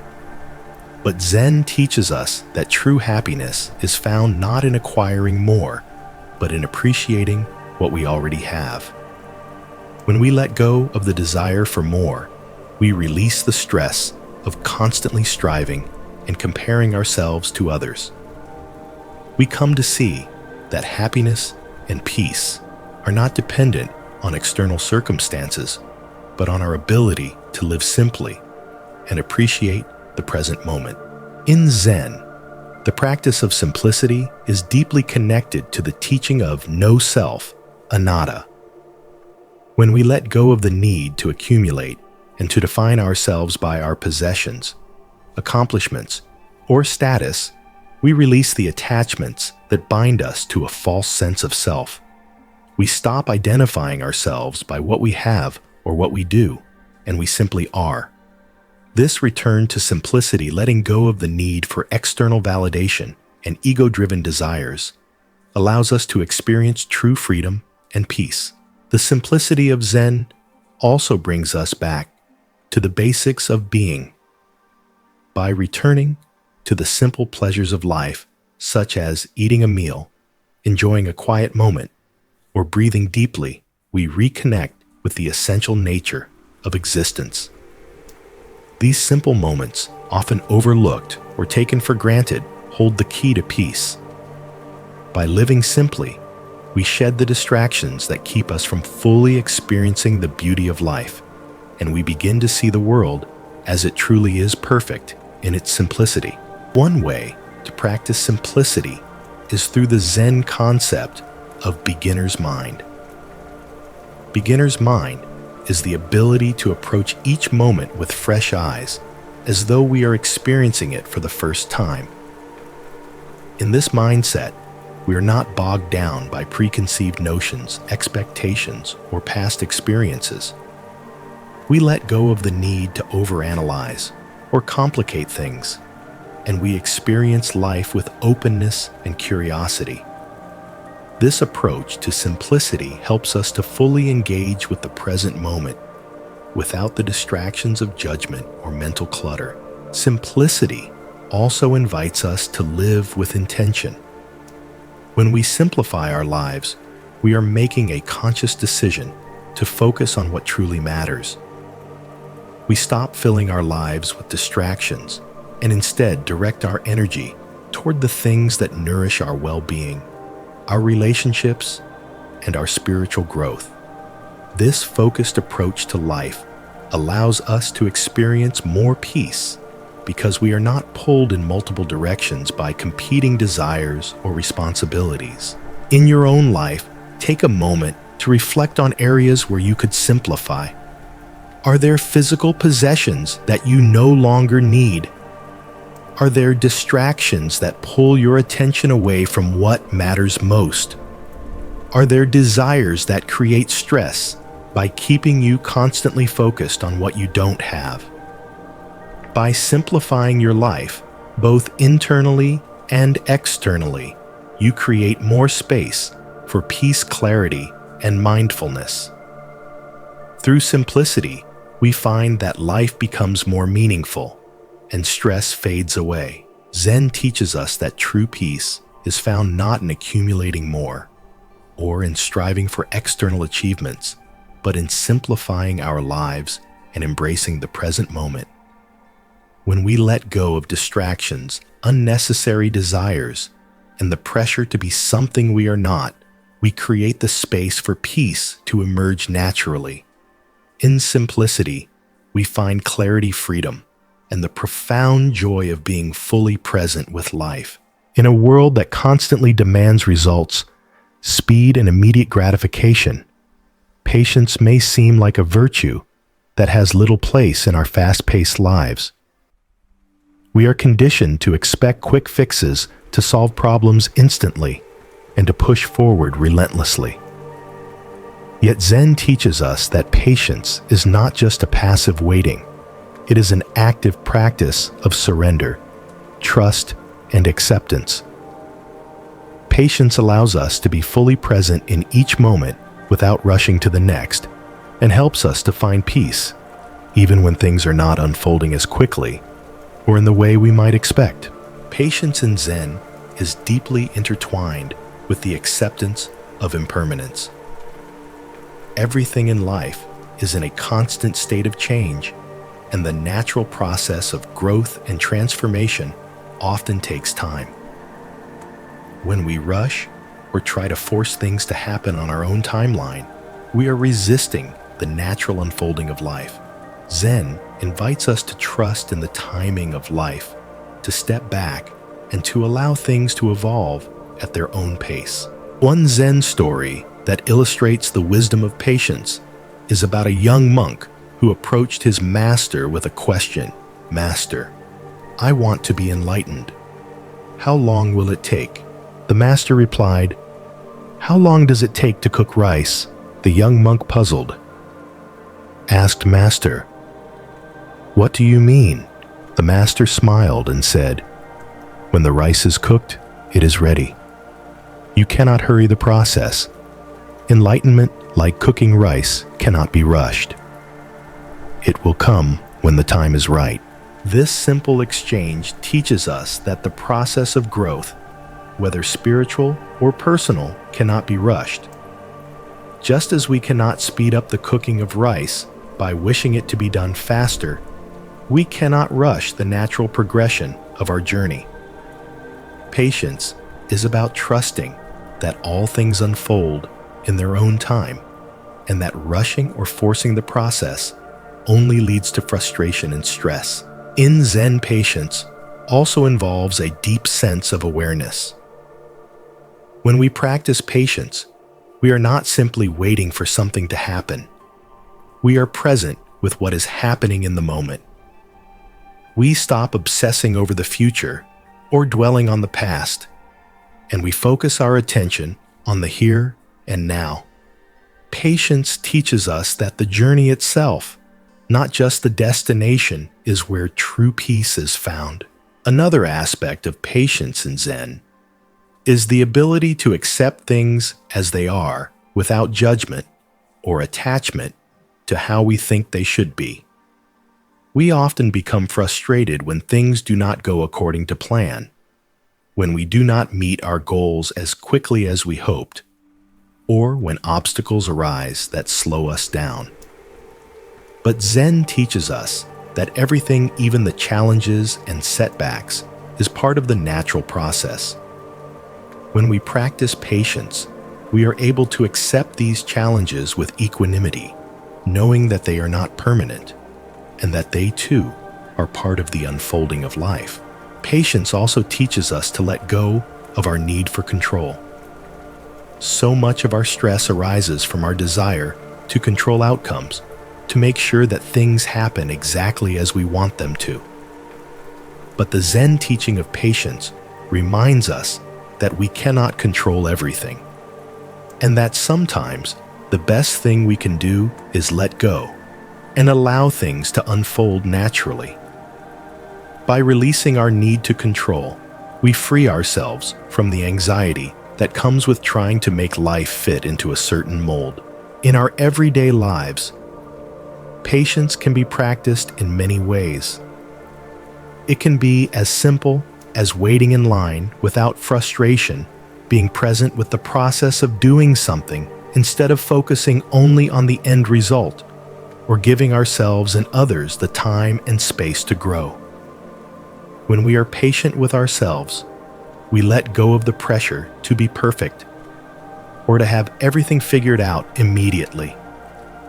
We recognize that growth takes time and that it is okay to make mistakes along the way. Patience with others means giving them the space to be who they are without rushing them or expecting them to change according to our desires. One way to practice patience is through mindfulness and meditation. As we sit in meditation, we become aware of the present moment and the natural flow of thoughts, feelings, and sensations. Instead of rushing to push away uncomfortable thoughts or feelings, we simply observe them with patience. We let them come and go without trying to force them to be different. In this way, meditation teaches us that everything, including our thoughts and emotions, has its own time and rhythm. We do not need to force anything to happen. We only need to be present and patient. Patience also teaches us to be compassionate with ourselves. In a world that often encourages perfection and constant achievement, it can be easy to become frustrated with ourselves when we do not meet our own expectations. But Zen teaches us that self-compassion is an important part of the practice of patience. When we are patient with ourselves, we allow room for mistakes, growth, and change. We accept that we are constantly evolving and that our journey is unfolding in its own time. When we let go of the need for immediate results, we begin to experience life in a more relaxed and peaceful way. Stress often comes from trying to hurry through life, from constantly striving for the next thing, and from never being satisfied with where we are. Patience allows us to slow down to appreciate the present moment and to experience life more fully. If you find yourself feeling stressed or overwhelmed, take a moment to reflect on where you may be lacking patience. Are there areas of your life where you are trying to rush things? Are you putting pressure on yourself to achieve certain outcomes quickly? Can you practice patience by letting go of the need for immediate results and trusting in the process? By embracing patience, you allow yourself the space to experience peace and to flow with life rather than resisting it. Zen teaches us that patience is not a passive state, but an active practice of trust, acceptance, and awareness. When we practice patience, we learn to be present with the unfolding of life without the pressure to control, rush, or force things. Through patience, we find peace in the present moment and the freedom to experience life as it is without the stress of needing to make everything happen on our terms. Zen invites us to embark on a journey of awakening, a process of realizing our true nature and understanding the interconnectedness of all things. Awakening in Zen is not about achieving a specific goal or reaching a final destination. Rather, it is about being fully present in each moment, fully awake to the reality of life as it unfolds. It is the recognition that we are already whole, already complete, and that true peace and wisdom arise when we cease trying to grasp or control the unfolding of life. This journey of awakening begins with the awareness that we are not separate from the world around us. In our everyday lives, we often feel disconnected from others, from nature, and from ourselves. We may see ourselves as isolated individuals, distinct from the flow of life. But Zen teaches us that this sense of separation is an illusion. In reality, we are interconnected with all beings, all phenomena, and all of existence. We are like the waves in the ocean, separate in appearance, but fundamentally part of the same whole. The first step on the path to awakening is the recognition of this interconnectedness. When we realize that we are not separate from the world, we begin to see the world in a new way. We no longer approach life with the mindset of an outsider observing from a distance. Instead, we recognize that we are a part of the flow of life itself.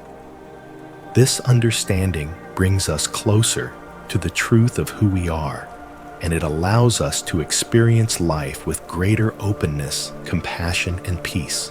One Zen story illustrates this realization. A Zen master was asked by a student, "What is the most important aspect of Zen practice?" The master replied, "Look at the moon." The student, confused, asked, "But master, what does the moon have to do with Zen practice?" The master smiled and said, "The moon is not separate from the sky. The sky is not separate from the moon. Just as the moon and sky are interconnected, so too are you connected with everything in this world. When you realize this, you awaken to your true nature." This story teaches us that awakening is the realization of our inherent connection to all things. Just as the moon cannot exist without the sky, we cannot exist apart from the universe around us. When we awaken to this truth, we stop seeing ourselves as separate from others, and we begin to experience a deep sense of unity with all that is. The journey of awakening also involves letting go of the attachments, desires, and illusions that obscure our true nature.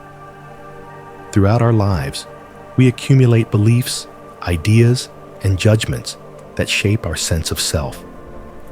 We attach ourselves to these identities and desires, believing that they define us. But Zen teaches us that these attachments are not the truth of who we are. They are temporary and ever-changing, like clouds passing through the sky.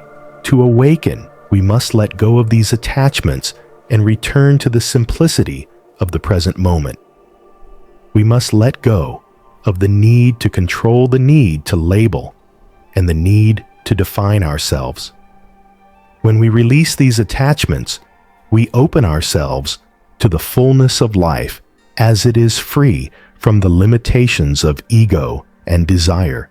The Zen practice of meditation is a key tool on the journey of awakening. Through meditation, we cultivate mindfulness and awareness, allowing us to observe the mind without getting caught up in its endless stream of thoughts. In meditation, we stop trying to force or control our experience.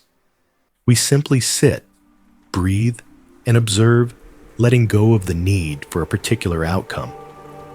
Through this practice, we begin to awaken to the truth of who we are, not as separate individuals, but as beings deeply connected to the world around us.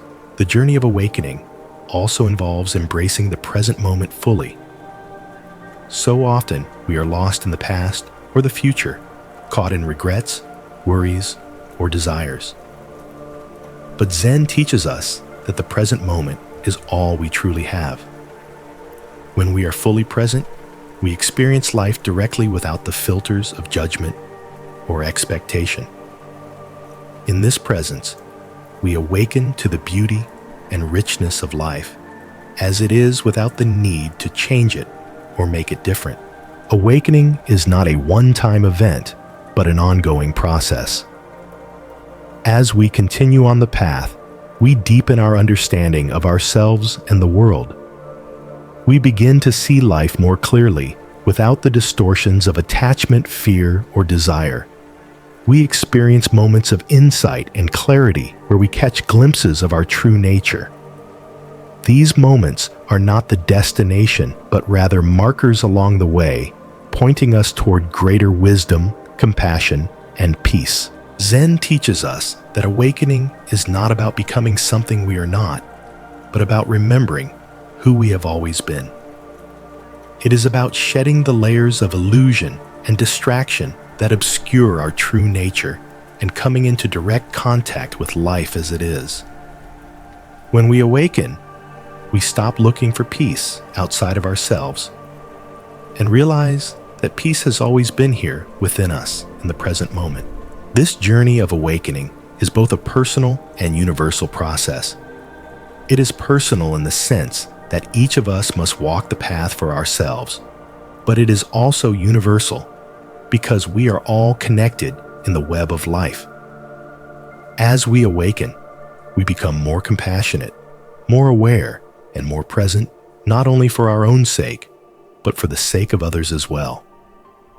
Our awakening ripples outward, touching the lives of those around us and contributing to the collective awakening of humanity. As you reflect on your own journey, consider how you can cultivate mindfulness, awareness, and presence in your daily life. What attachments or desires are you holding on to that might be obscuring your true nature? How can you let go of these attachments and embrace the present moment more fully? Remember that awakening is not something to achieve, but something to realize. It is already within you, waiting to be uncovered.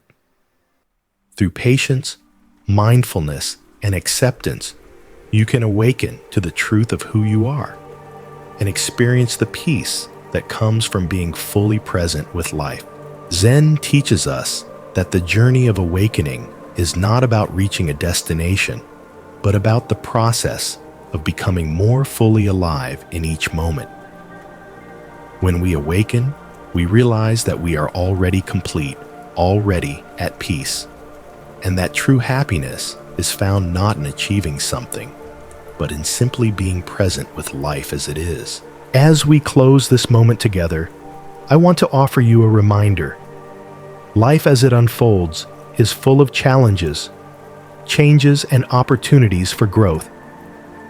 And no matter where you are on your journey, know that peace is not something you have to search for endlessly. It is already within you, always accessible in every breath and every moment. You have the power to navigate life's complexities with patience and presence. And with each small step you take, you're moving closer to understanding and embracing the truth that lies within. The wisdom you need is not outside of you.